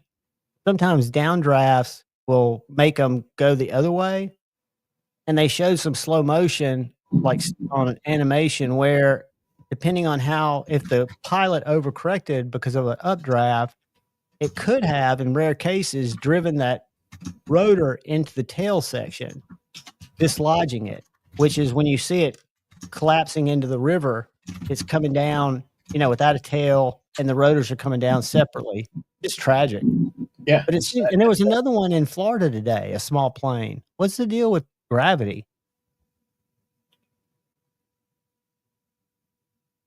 What is it, Tippy? Oh no, I'm sorry, Jesse.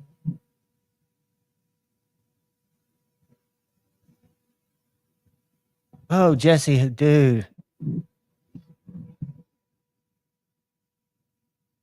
Praying for you, buddy.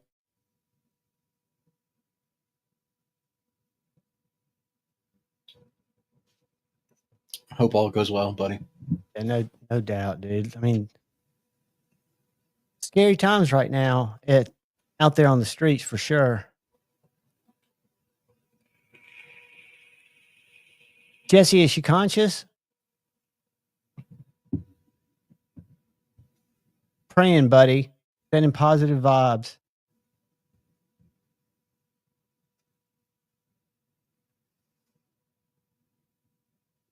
They're undefeated.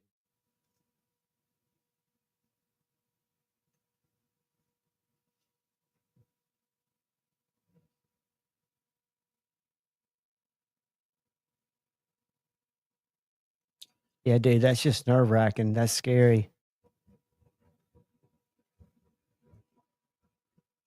What's MPG gonna snag? Oh, Kunwu, which one? The Giga Padre, is that a big one? I love the Padre's my favorite. I wish I had what was a small one called? The Comanche or Commander?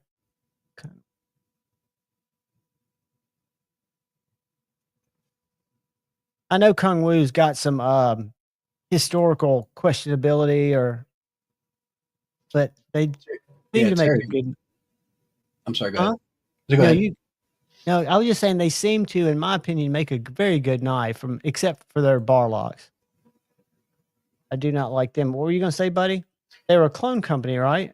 No, I wasn't going to get into that, but Terry was talking about the rotator or the nut on the top of the propellers. I forget the name of it. It's like the oh shit nut or something like that. It's a known like failing point that they've got to be careful with. Oh, on theirs? Well, just in general. That's the Giga. What do they want? They want $800 for that thing? $777. It is a Mirror DLC, ZDP 189, 65 to 67. Handle materials Damascus. So the whole handle's Damascus. Yeah, no. Is that still overpriced? And they got this one, ZDP 189. What's the deal with that blade, Kyle, if that's ZDP? Or it's just reflecting off the ground? I see it. Mirror polish. And they've also got... Yes, thank you. Some left-handed... Terry. And they must be selling the shit out of these.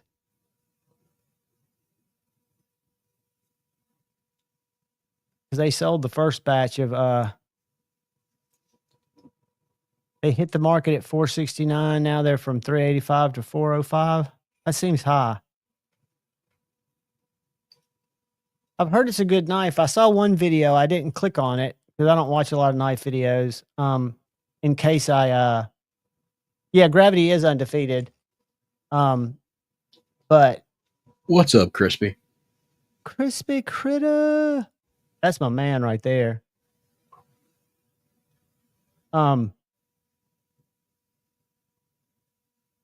was I going to say about it? Oh, yeah, I saw a video that I didn't click on, and it was like, fantastic knife with the fatal flaw. And I didn't see what the fatal flaw was or what they perceived the fatal flaw to be. On, what's his name's knife? The choil looks a little sketchy. Who? Metal Complexes. Oh, the clip was the issue. Oh, the clip. Yep. That was it. That's why Duty's video is so funny. Just throw a clip on it because it doesn't matter. Yeah, I don't know. It's just a boring ass plain Kunwu.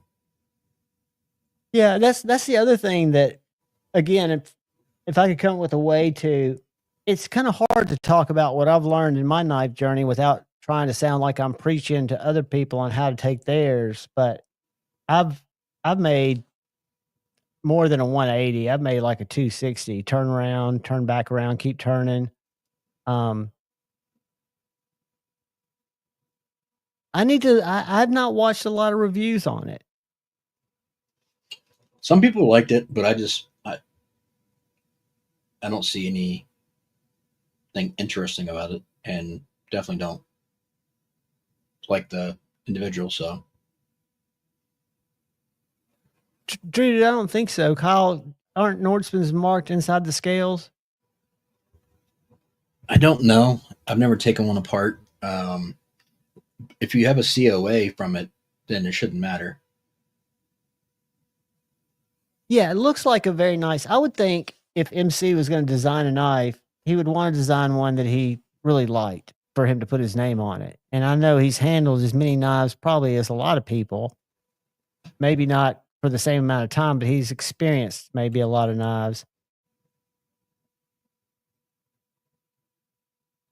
Yeah, I mean, there's something to be said for getting your hands on a lot of different designs.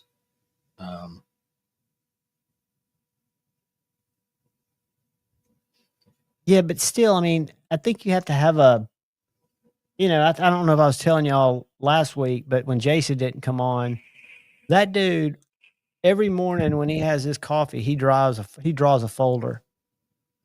He's just prolific like that. He's got them stacked up in books. But I just have never, I find so many that I like. I think it would kind of be pretentious to think I could do better. Drew, but that's just me. What I would do if you're that worried about it, because the resale value on them is not great right now. If you're worried about it, I would take pictures now of it with the COA so it matches, and then whoever does your modding, have them write you up a COA of what they did to it, and then you're good to go. That's a great point. Then you're covered on both sides. Yeah.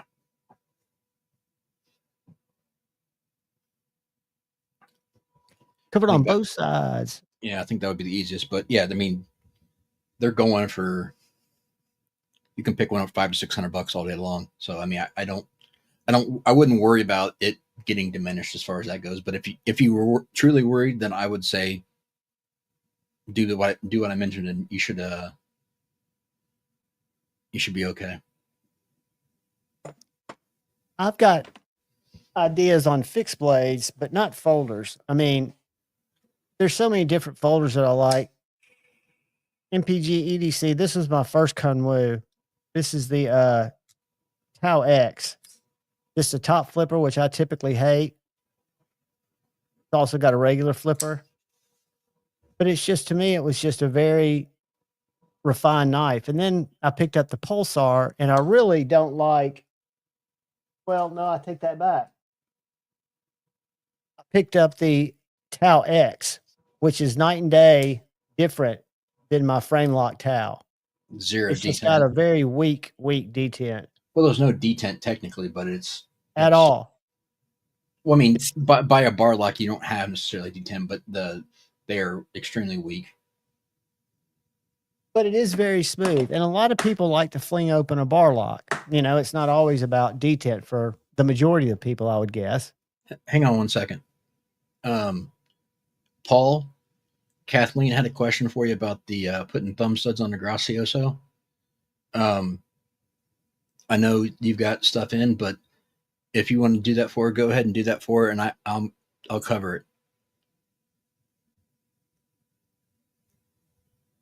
I'll take care of that. So if you get that arranged with her, then let me know. Then I will. I'll cover that. That's sweet of you, buddy. MPG, I had the Tau S. Kathleen's good I people. love the look of it.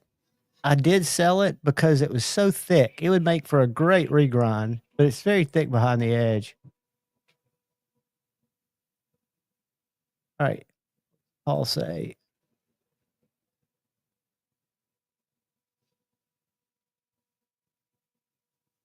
I envy you guys who have the skills to do stuff, to do real mods.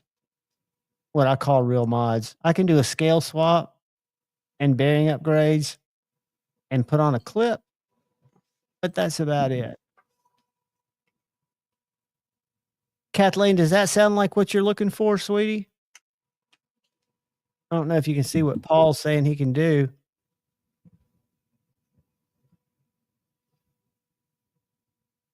But yeah, I wish I had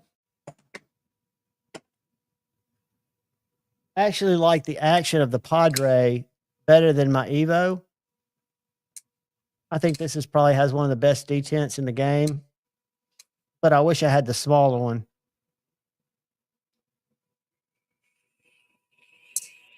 Cuts my finger almost every time I use it, though. That kind of sucks. So, Kyle, what do you got going on all weekend? Sharpening and pictures. That's about it. I got 4 more knives to do this weekend and try to get some beauty shots of those and edited, and then get to the post office Monday, get everything out. That's about it. And just hanging out with people. So sweet. Hopefully the weather will be nice. I think it's going to be nice here. MPG, yeah, for me, it was a great knife, and I love the action. It's a great cutter, but for me, it was just a little thick. And it just, because the Tau, like if you look at the Tau S or the Tau X or the X Tau, whatever it's called, their grinds are so much thinner. Or if you look at the Pulsar, it's so much thinner. Or even the Padre. And the S Tau just seemed to have a little thicker grind. Oh, B Shady, as much as I love the Padre, I'm sure I would. Jeffrey Dawson, what is up? What is up? Hey, I want to throw a link up here if y'all get a chance to go follow. Ron Crow, what's up, buddy? Channel member. What's up, Ron? Stop by tomorrow at 11, buddy. I've got a cool fixie. We are going to I'm going to drop Brass Brigade's link in the chat again because he is starting up videos again, mainly knife making videos, but he's also going to do some reviews on some of the knives that he and Satu swap around. And he used to do that. He used to stop that. That's the wrong one. Not him. I forgot to put the underscore in there. Talking to myself. Where is it? Where is it? All right. I'm not finding it.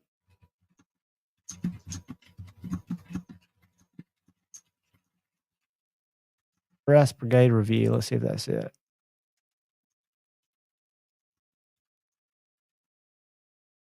I'm searching. I'm not ignoring y'all. I'm just looking for a link. Knife reviews. I wonder if he did something weird to his channel, because it used to pull up when I put this in here. There it is. All right. If y'all don't mind, this is Jason Grant's knife channel. I'm going to put it in the chat. And if you haven't yet, go sub to him if you don't mind.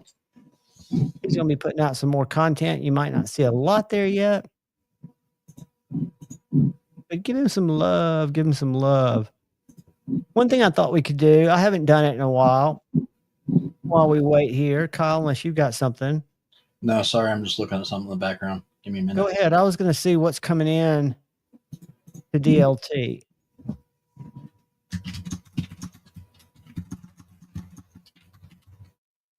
I have one of these knives. Mine's not in MagnaCut. Mine's in S35. But this is a good knife. OEM by Best Tech. This is the Scout 2.5 from Griffin Co. I didn't know those were back in stock. They got a lot of them, and they've gone from S35, and they've got the Scout Medics. I've got one of these too. I'll show them to you in real time. But Stas has got a really good review. I've got some reviews on them, but Stas has done cut tests. Looks like they've got a bunch of them in stock.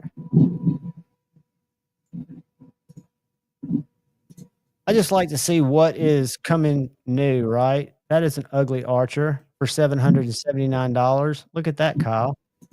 Hang on one second, buddy.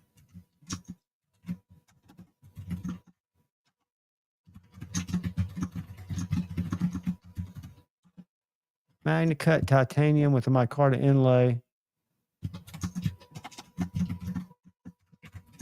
I'd say that's way overpriced for me. Okay, I'm back. I'm sorry. I was responding to something.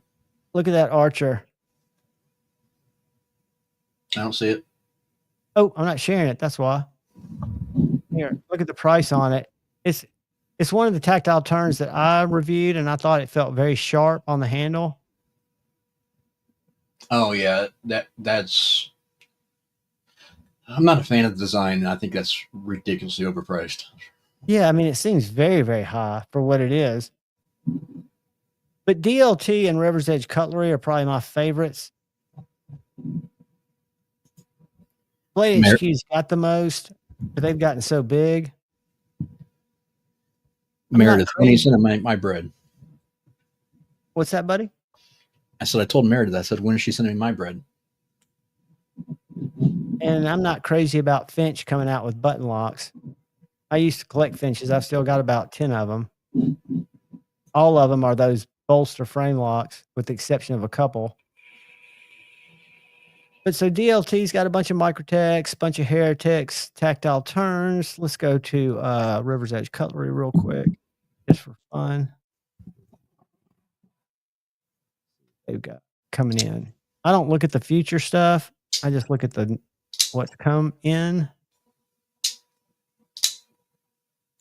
Since it's the knife channel, I think that slip joint's kind of cool. I'd like to hold one. I'm not paying $243 for one. But it looks like a slicer, doesn't it, Kyle? Yeah.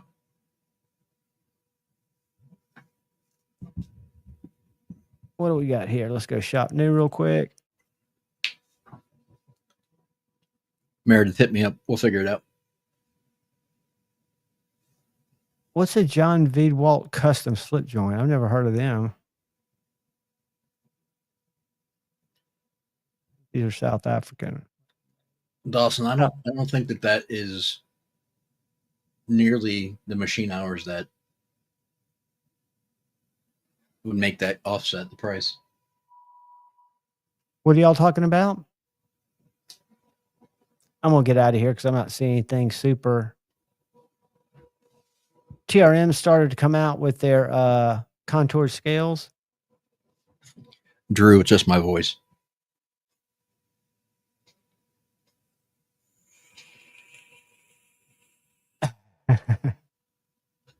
Ron Crow is going live early tomorrow. No, 4:30. So he's going late. I'm sorry, I was looking at Pacific time. You usually go at 4, right? And Ron, I will be live at 11 for the short Saturday morning appreciation live.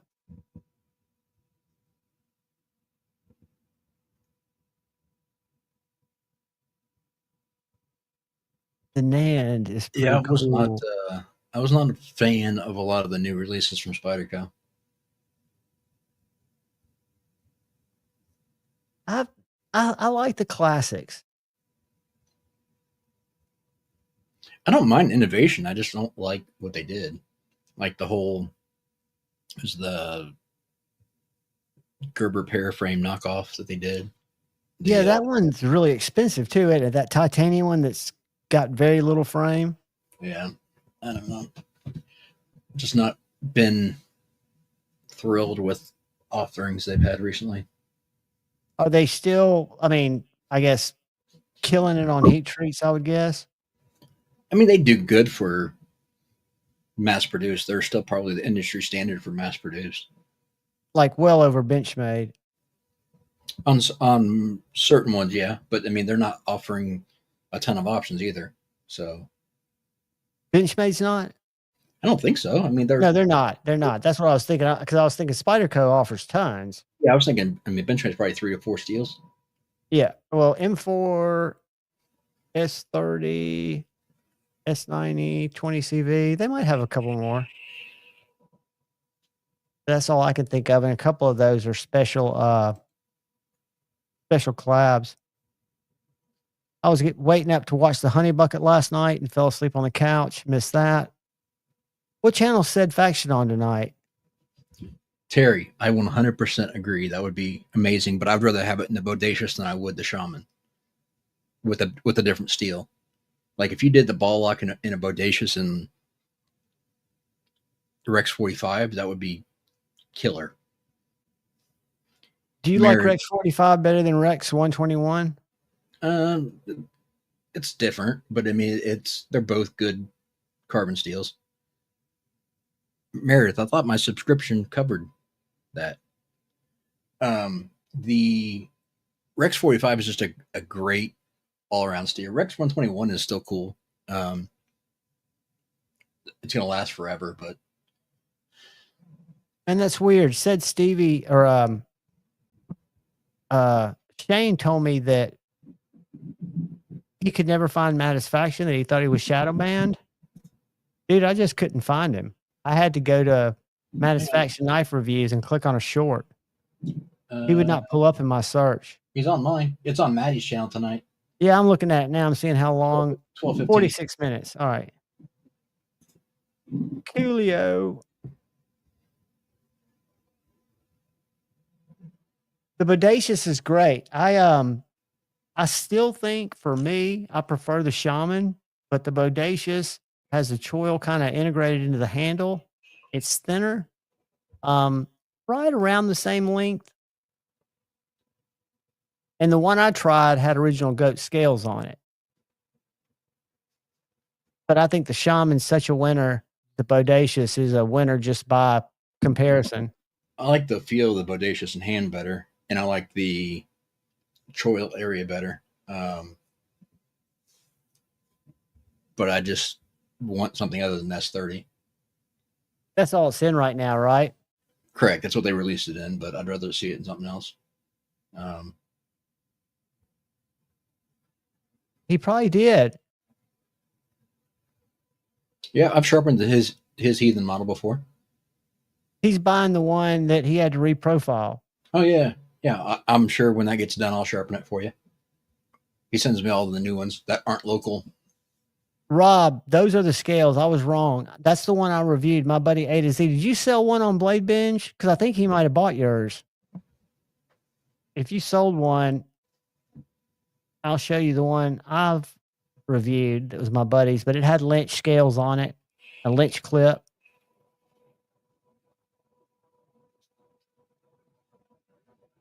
Yeah, shipping's no joke. Whether you're shipping bread or you're shipping knives, shipping's going up. Yeah. Let me look at something real quick. Let me go. I just had to export some reports out of Pirate Ship to show. And it's amazing what you spend in shipping and how much you can save. You can save a ton, but it is scary to look at how much you spend. Because it just adds up. You don't think about it. But for what we're shipping, it's not bad, I guess. So where was that? Where was that?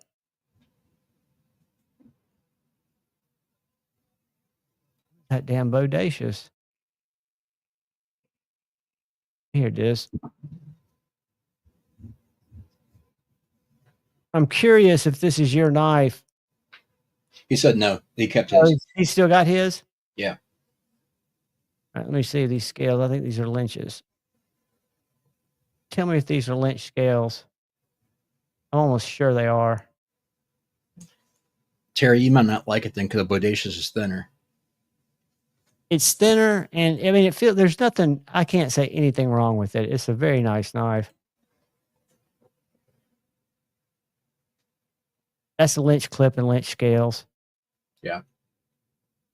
It's different from the. They do a great job on their scales. Yeah, I like that pattern. Yeah, it's nice, and the clip matches perfectly.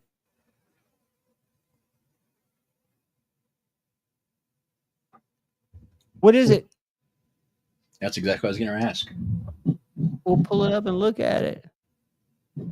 Oh, MPG just posted blades on Blade Binge. Let's go look at it. I rarely go to Blade Binge anymore because I don't have good self-control.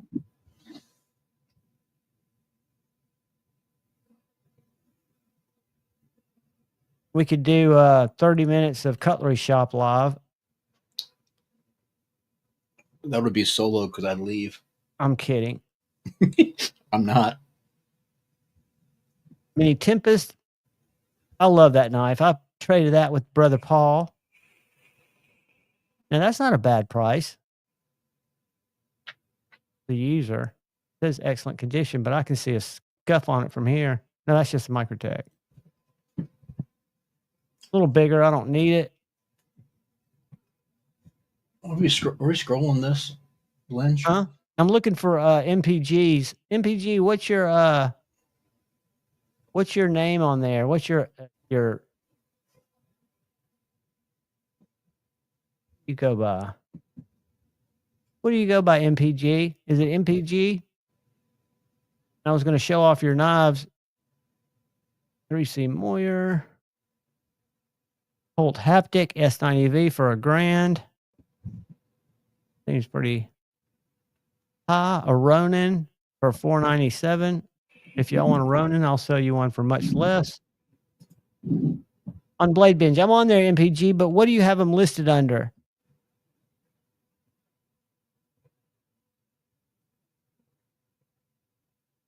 Do you have some on there, Paul?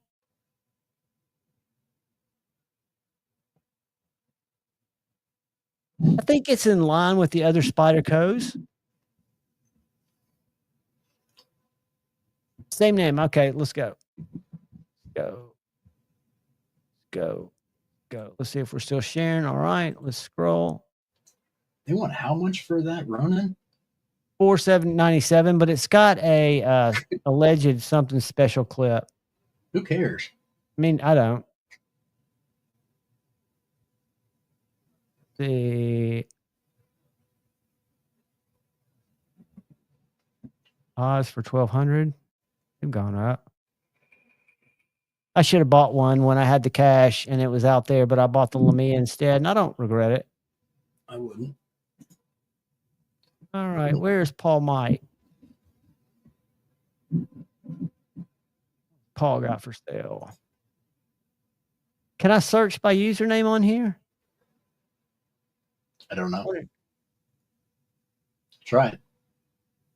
See. Go to the top and see if you can search by username. I am.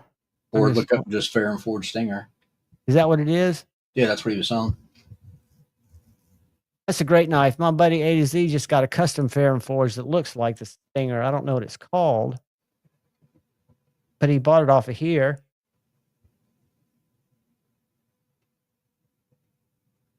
Stinger was a great knife, and I misspelled it, but there it is. Terry, send me a message.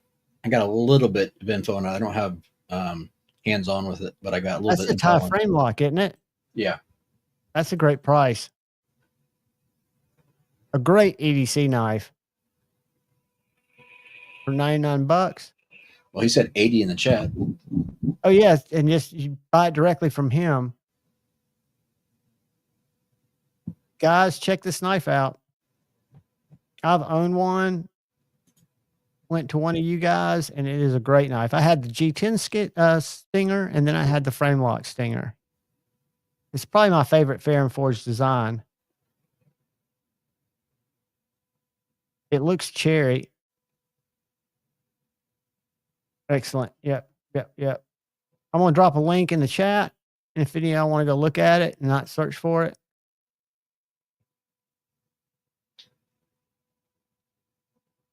MPG, did she ever say what hers were listed on there now? No, but I was going to show a picture, if you don't mind. Not at all. I'm stopping sharing right now. Boom. Of the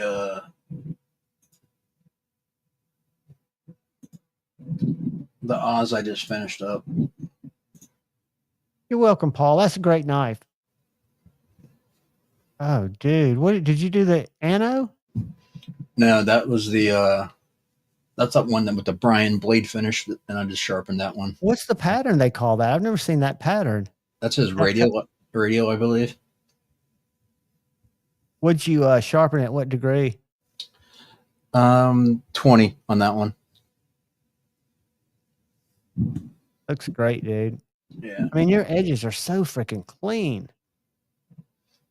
And they just did a Paul might want to see this. They did a Kamano with that he had snipped, and then Brian did the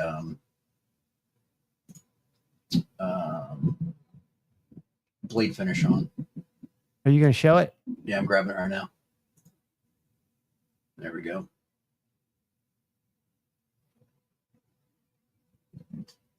How do you like that knife? I've never even handled it. It's phenomenal. I've got one. It looks amazing. And I love that new one. What constitutes a Silver Surfer for a Rosie? Yeah, I believe that is the Silver Surfer is how the milling was done. It's brighter, and then it's a two-tone of the silver. So you get a lot of that brightness showing through? Yeah. Let's see. What else have I done recently? I'll show you pictures of. Tell me when you get the picture so I can click back over. I'm looking for a listing. That's fine.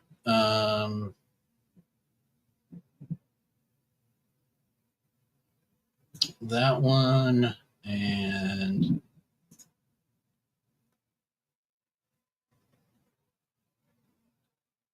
full size Arius in carbon. Are those factory carbon or somebody do that? Those are factory, but that's the Carbo tie or whatever it is. Dude, that's sick. What'd you sharpen it to? I've got to do my mini Arius. Either 19 or 20. I'd have to go back and look at my numbers. All right, there's a Imco.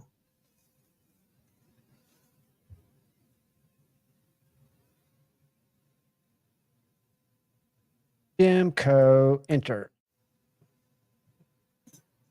Where's MPG EDC? There she is. All right, we got 3 knives up here, guys. I'm going to share them with you because you can click on the name I don't know if you can search the name. Chef's knife, 7 inches.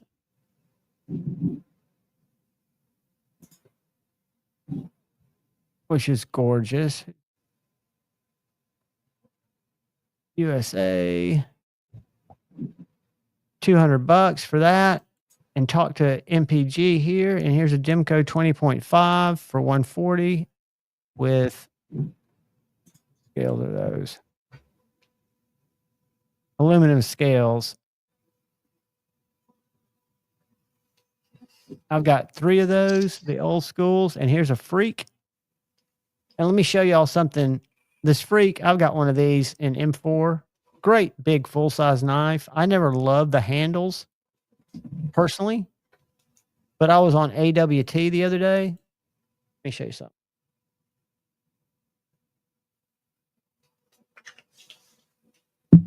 Present, share. So if you go to Applied Weapons Technology, they've got Freak scales now. Tell me that doesn't make that knife look different. What do you think, Kyle? It looks better. I think so. Rob, yes, Terry makes nice leather slips. I'm going to do a video on Terry's slips. I've got one of his slips, and I've got a little sheath coming in that he's done me for a knife. You're welcome, MPG. Rob, so you take it apart and polish it? I think you do a lot more modding on your stuff. I think you have higher capabilities than me. This is the last one I've done recently. I'll post a picture of. There you go. Ooh, what is that? Is that a Vero? No, that's the Prince. I think I showed it on the live show. Yeah, you did. The Prince. Yeah, the Prince protein. That's gorgeous, dude. Yeah. Have you sent those out yet, or are you just finishing them? Yeah, those are gone. So, talking about AWT scales, those are Adamas scales. They do solid aluminum. So, if you don't like the speed holes, that's a mini Adamas, actually. Yeah, I've done a Adamas with AWT scales on it. It definitely changes it. Did you like it? They're not contoured. I'm not a fan, but yeah, I'm looking forward to trying them on the Spyderco, the MSI, because the MSI is so terrible, in my opinion, anyway. It's so sharp. If it's a Prince, it should be purple. You can make that happen. I like the dragon, scaly sheep's foot in that thing. I'll tell you a knife, and it's not that knife, but a knife that I saw on Blade Binge that just came into my squirrel brain that I love is an Olamic whippersnapper. I made the mistake of reviewing my buddy's whippersnapper, and I fell in love with it.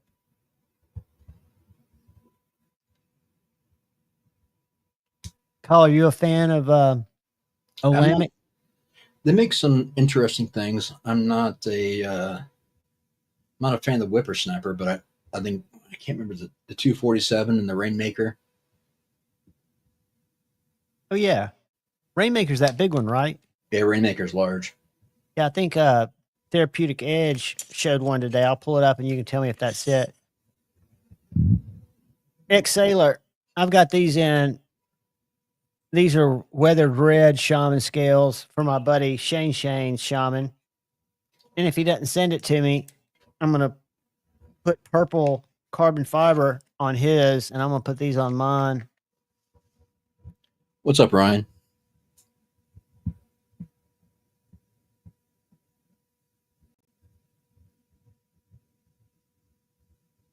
They are fire. And I'll tell you, rock scale design scales, chef's kiss. The only ones right now I've got a little bit of hesitation with, only because of the time of the last 2 I've ordered, are Original Goat. I like the scales. Here's Terry's IG, guys. If you're looking for slips, leather goods,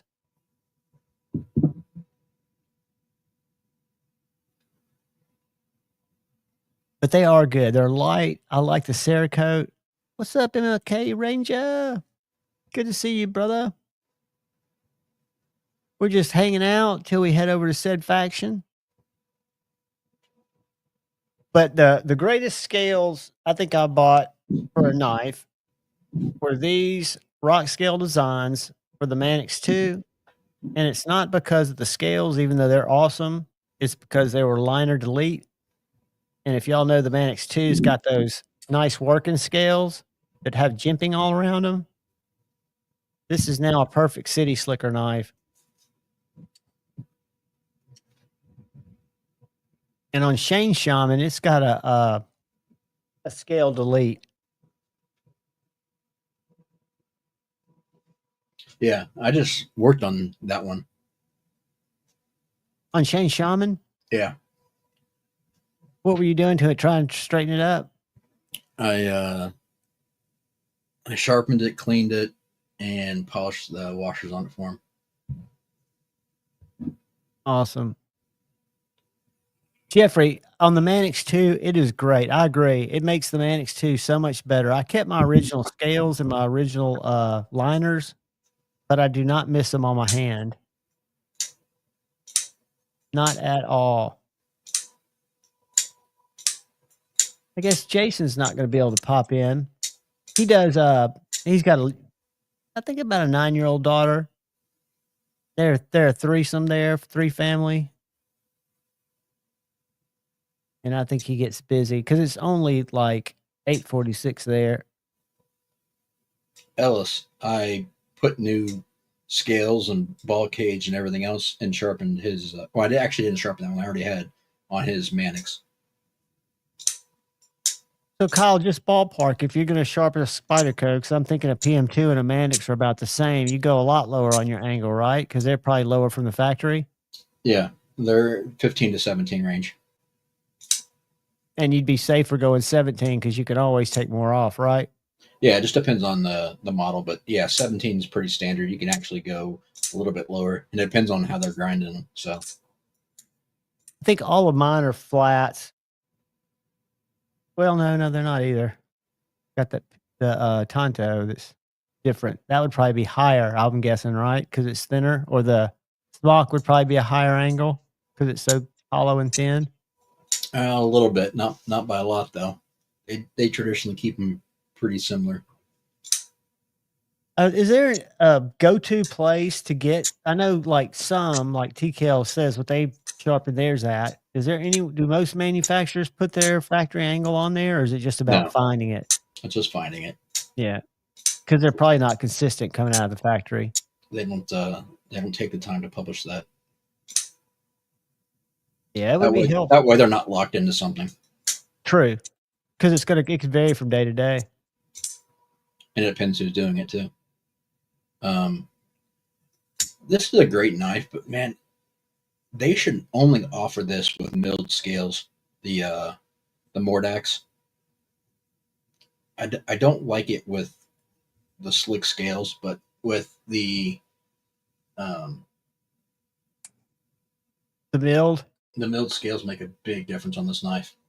That's the drop, isn't it? Yeah, this is the old school, the OG. This is the milled newer one. Yeah, that's like the dragon scale. I like that. I just snipped and put some studs on a Mordax. Hey, there's nothing wrong with that. I remember when Cole used to take every one of his knives and put those fucking coffee can removable studs on them. That would have driven me crazy. My OCD would not let that happen. That's why I can't use a CME. Rob, they're good about publishing them, but they're horrible about sharpening them. So it's good that you're doing your own. Arshier, I've gone over that before, but if you want a detailed instruction on that, hit me up and I'll tell you. Rob, what stones are you using, buddy?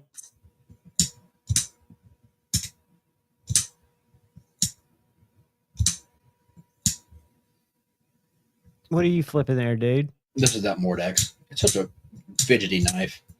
Oh, they're great knives. I'll tell you what I want to try. What's the new one that's the thumb studs button lock, the TR3? Yeah. Have you tried one of those or have you seen one? I have not seen the manual. I just think the thumb studs might be nice.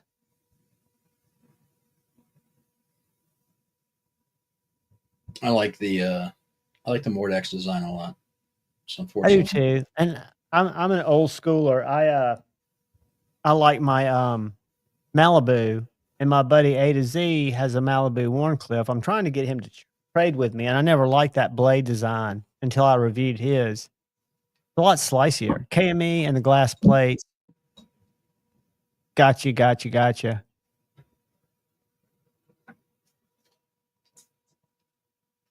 So you're not doing a lot of reprofiling, Rob, or are you?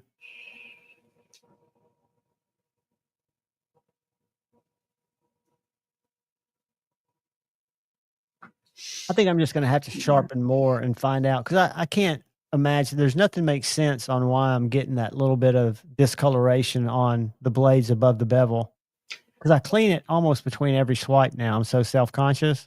I would double, triple check your stops to make sure you're not overextending. Yeah, I mean, because if you even if I'm hitting it, yeah, even with your that's a good point. If I'm not coming to the edge, but the stop's making contact with the primary bevel, that's a good point. I need to shorten that travel. Right, because because if you come off of the blade at all and your travel's too long, then you have a good chance of. Good point, Paul. Knife Nut 69, what is up? What is up? Is Mad Yako still in here? I was going to send him a link, and then I got sidetracked like I always do. I haven't seen him in a while. FY Mini cell phones have very accurate level sensors. That is a fact. That's how I used to get the angle on my Work Sharp before I bought. We only got a little over 20 minutes anyways.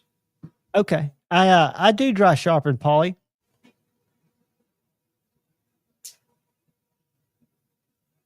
Is to zip tie for the coil and be patient for the tip. And that's the whole thing that I think I fall into when I tell Kyle I don't get my heels and tips as good as I like. I think it's simple, not being patient enough and not taking the time. I got to get better at that. Well, Kyle, you think we ought to bail out of here a little earlier? Wait till about 3 hours. Give it about 8 more minutes. Oh, yeah, anybody got any questions about anything? The one thing I'll say is don't worry about the time it takes. Worry more about chasing the grit, which we've talked about before. Is you got to get the grit even, and once you have that, everything else falls into place. But and I hear what you're saying, and I agree with that. But chasing the grit, I'm going to have to chase a lot more at the tip. Do you not find that same issue? I mean, that's it depends on the it depends on the grind.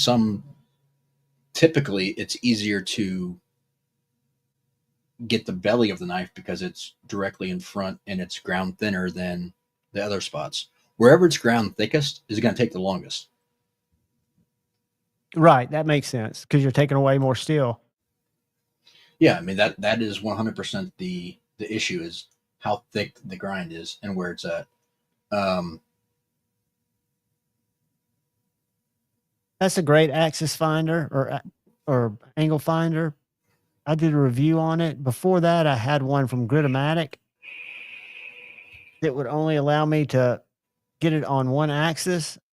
If it pulls up. Go here.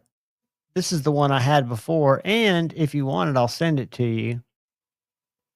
You just have to email me. Where is it? Go to accessories.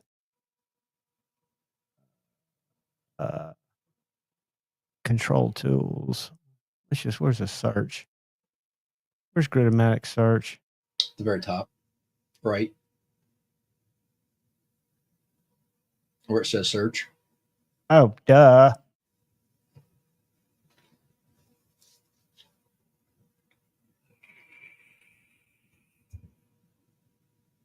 All right, they don't have that one I had, that cheap one. They just got the TS props, which are really great. I mean, they're a little more expensive, but they're rechargeable.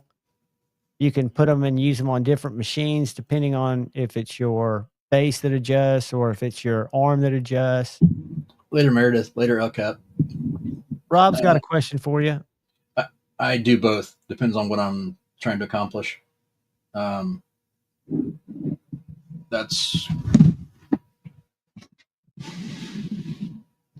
the KO3. I've got a cadet as well. But I also have bench stones as well too. So do you find you do like 80-20 on the fixed, or honestly it breaks down to what I'm doing. What the knife is? Yeah, like if I'm just doing a larger kitchen knives or cheap stuff for around the house, then yeah, it's still easier to do on a bench stone. If I'm doing something precise, then I'm going to use the most precise tools I have. So, did you see the new sharpener Neves put out today? No. Find it. Go to videos.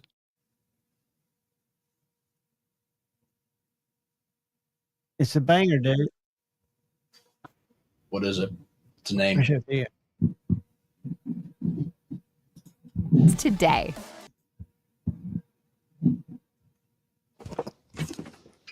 Bang!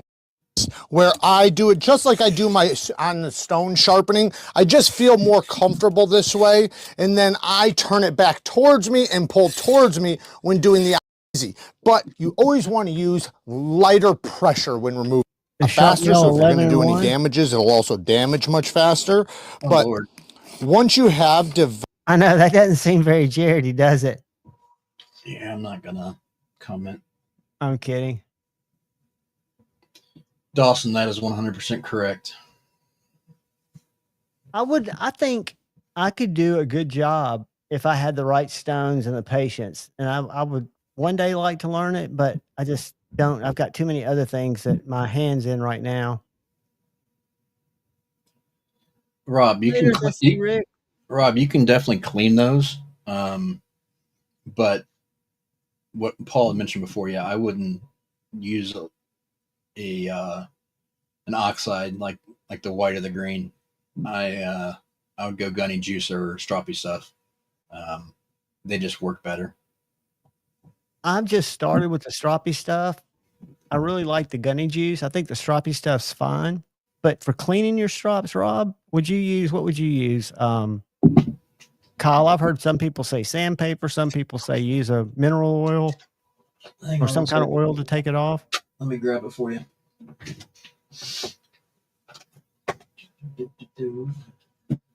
Todd, I love my Work Sharp field sharpener, and it did look like it had guides.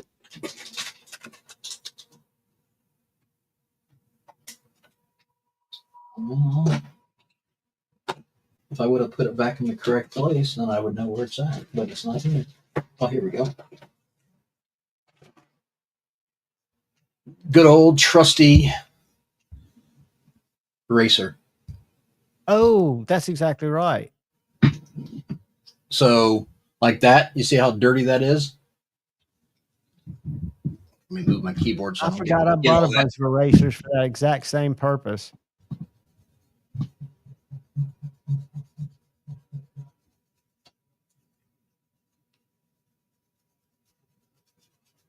Rob, that's where you can find stroppy stuff and all microns.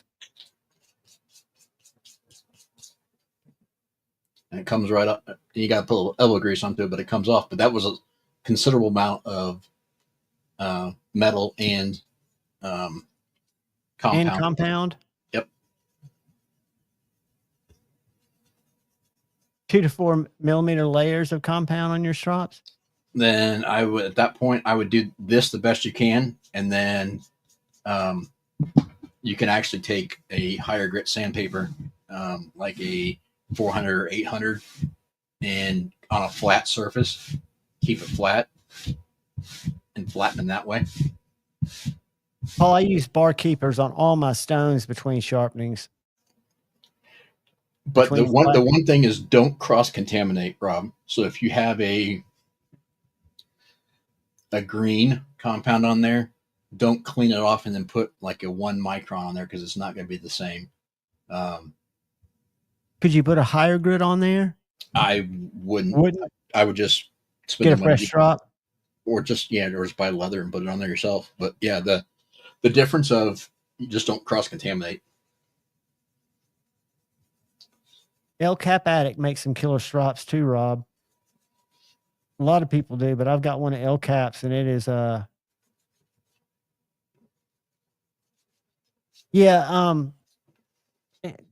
Kyle, can't you, isn't there some kind of liquid mixture you can put on it, like mineral oil or something, that'll just lift that shit off, or not? There's petroleum jelly can work. That's more of helping the application of putting on that old compound. The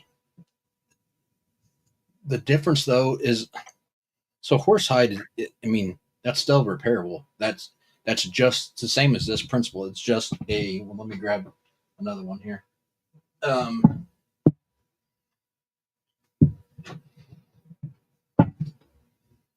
Jeffrey, I bet. It's a piece of leather attached to a block of wood that can be taken off and replaced pretty easily. That's not. Did you make that or buy that? This one is made by I forget the guy's name. OCD for EDC was. Oh yeah, that's his. Okay, so you can just replace. That's not his, but they were selling them. But yeah, don't be afraid of replacing a leather, because that's not that big of a deal.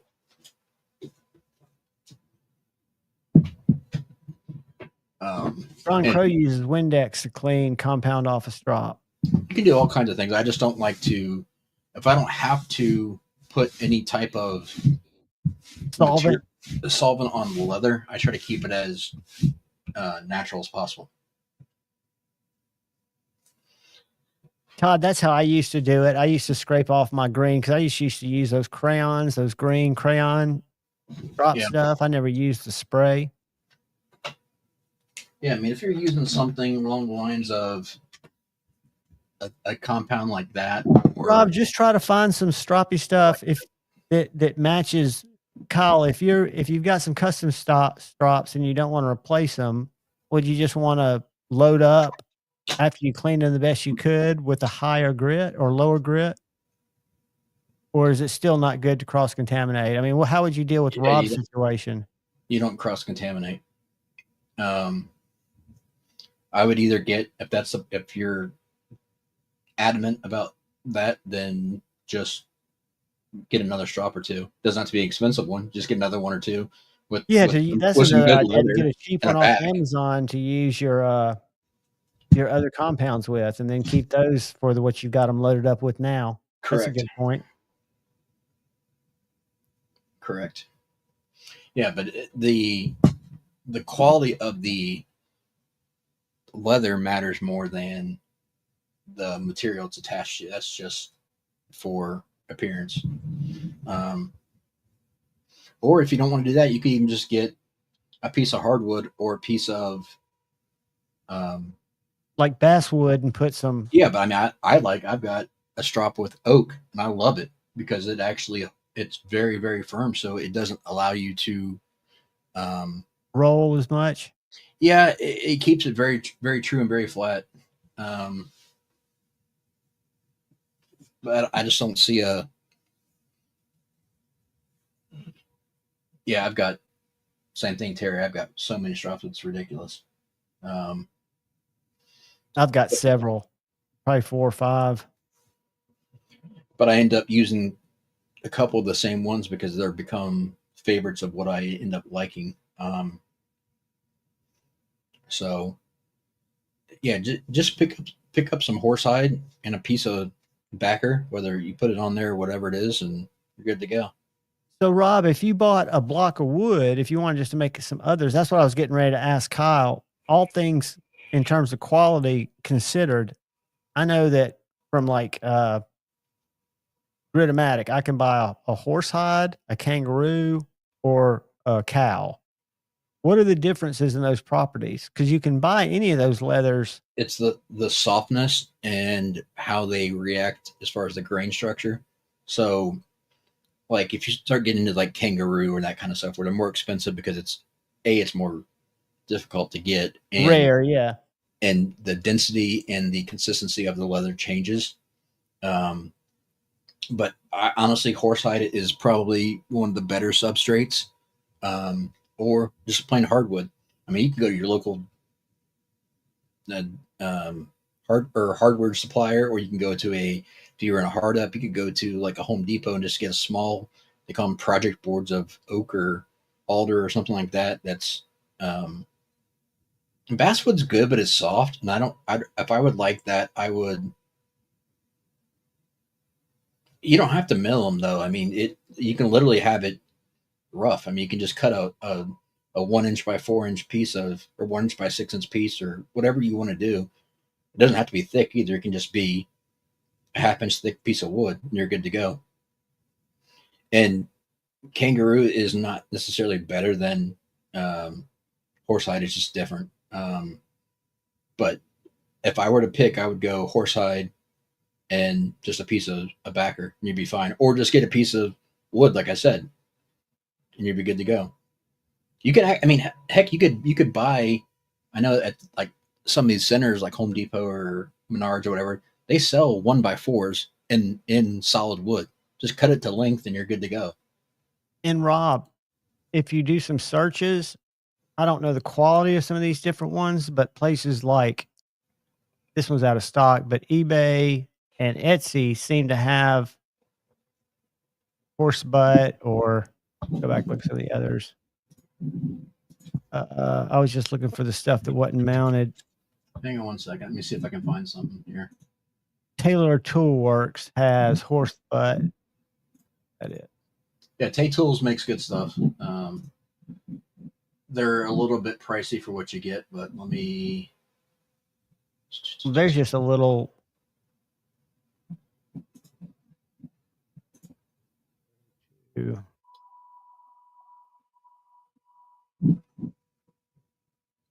Supplies.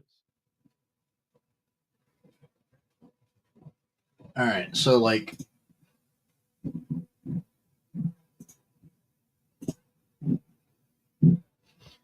Let me share this.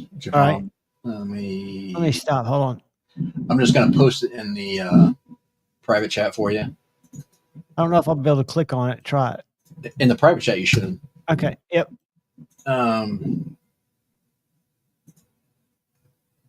Got it. I mean, something like that is only like $8. You wouldn't have to cut it like width wise. You just cut it to length, and it's a piece of red oak. It's firm. All you got to do is you could actually put your compound directly on that and use it, or get a strong adhesive and piece of leather and slap it on that. So you wouldn't necessarily need to even put leather on it. You wouldn't have to. No, I mean, I like hardwood as a substance or a substrate to actually strop off of. But there's no. It's not. I'm not trying to. I think it gets overcomplicated. It's not a difficult thing. You can do all kinds of things with it and just testing. But I mean, that, like I said, that's $8 for a 4-foot length of that. You can make 5 to 6 strops out of that easily if you're making longer paddle strops. Yeah. But and you can grab something like that anywhere.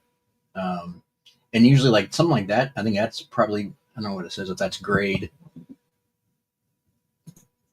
Yeah, that's S4S. So that's surface ground on all 4 sides. So that's going to be like, it's going to be smooth. It's going to be,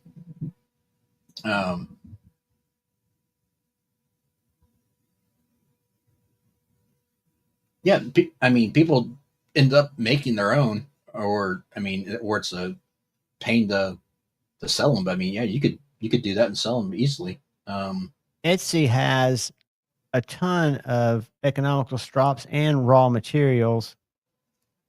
I don't know how good. Ron, that's not a bad idea either because MDF is very, very flat. It's very flat. It's true. What is a vegetable tan leather? Just you don't want that, do you? It's okay. I mean, but like I said, I mean, if you got a, I mean, they got little $8 strops in here. They've got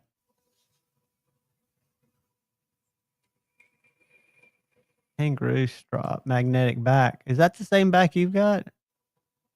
Do what? I'm sorry. Check this one out.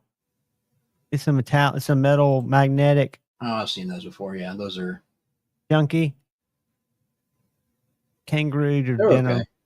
I mean, so the thing about kangaroo is it's supple, but it doesn't necessarily make it better because you're not wanting to flex your substrate to be able to roll the edge, especially if people are paying too hard or pushing too hard, excuse me. But the over saturation of like people making custom ones, if you want something done so specific the way you want it, that's cool, but it doesn't make it better or more stroppy or just more reasonable. I mean, you can make it out of whatever you want, but ultimately the best substrates are going to be a fern leather or a hardwood. But making your own is truly simple. And most of these places, you could get something in a size where, for your substrate, where you don't have to worry about cutting it and having tools and all that kind of stuff, and or have the local center cut it for you. A lot of places offer that. And then just snag some leather and adhesive as you want to go that route, and you're good to go. Kyle, do you ever use belt strops, or are those just razor things? You can. I like having something with a backing. Again, that goes to the rolling of it. If you're using right, and being able to hold your edge. Hey, Paul, you know who's got strops, and I don't know how much they are, but Duty is making strops now, and I think he's selling them through traditional market or traditional pocket knives. Yeah, that's asinine for the price of what. Are they expensive? I haven't looked at No, them. I'm talking about the TS Prof or no, right there, the 100 to 150 for a strop is asinine. The hardwood does not cost that much. I do woodworking things, and the hardwood does not cost that much to be able to make a strop like that. All right, the dude is currently level. These are sold out, but I know he's going to make more. And I didn't know his looked this good. Check this strop out. 12-inch. It looks like they were $75.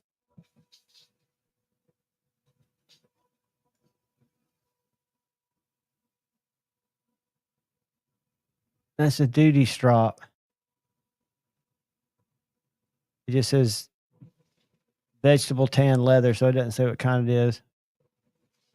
But yeah, I mean, Rob, if you're looking to change compounds and don't want to mess them up, just grab another one too. Yeah, I just pick you up some cheaper ones. All right, guys, I guess we got to head over to Satisfaction. Faction. Yep, they're starting in 2 minutes, so let's head over there. Guys, I love each and every one of you. Do me a favor. Come by the live tomorrow if you can, and look out for the guy or gal to your left. Look out for the guy or gal to your right. Look out for each other. Go forward with love in your heart. Love you all. Kyle, thank you as always. Thank Peace. you.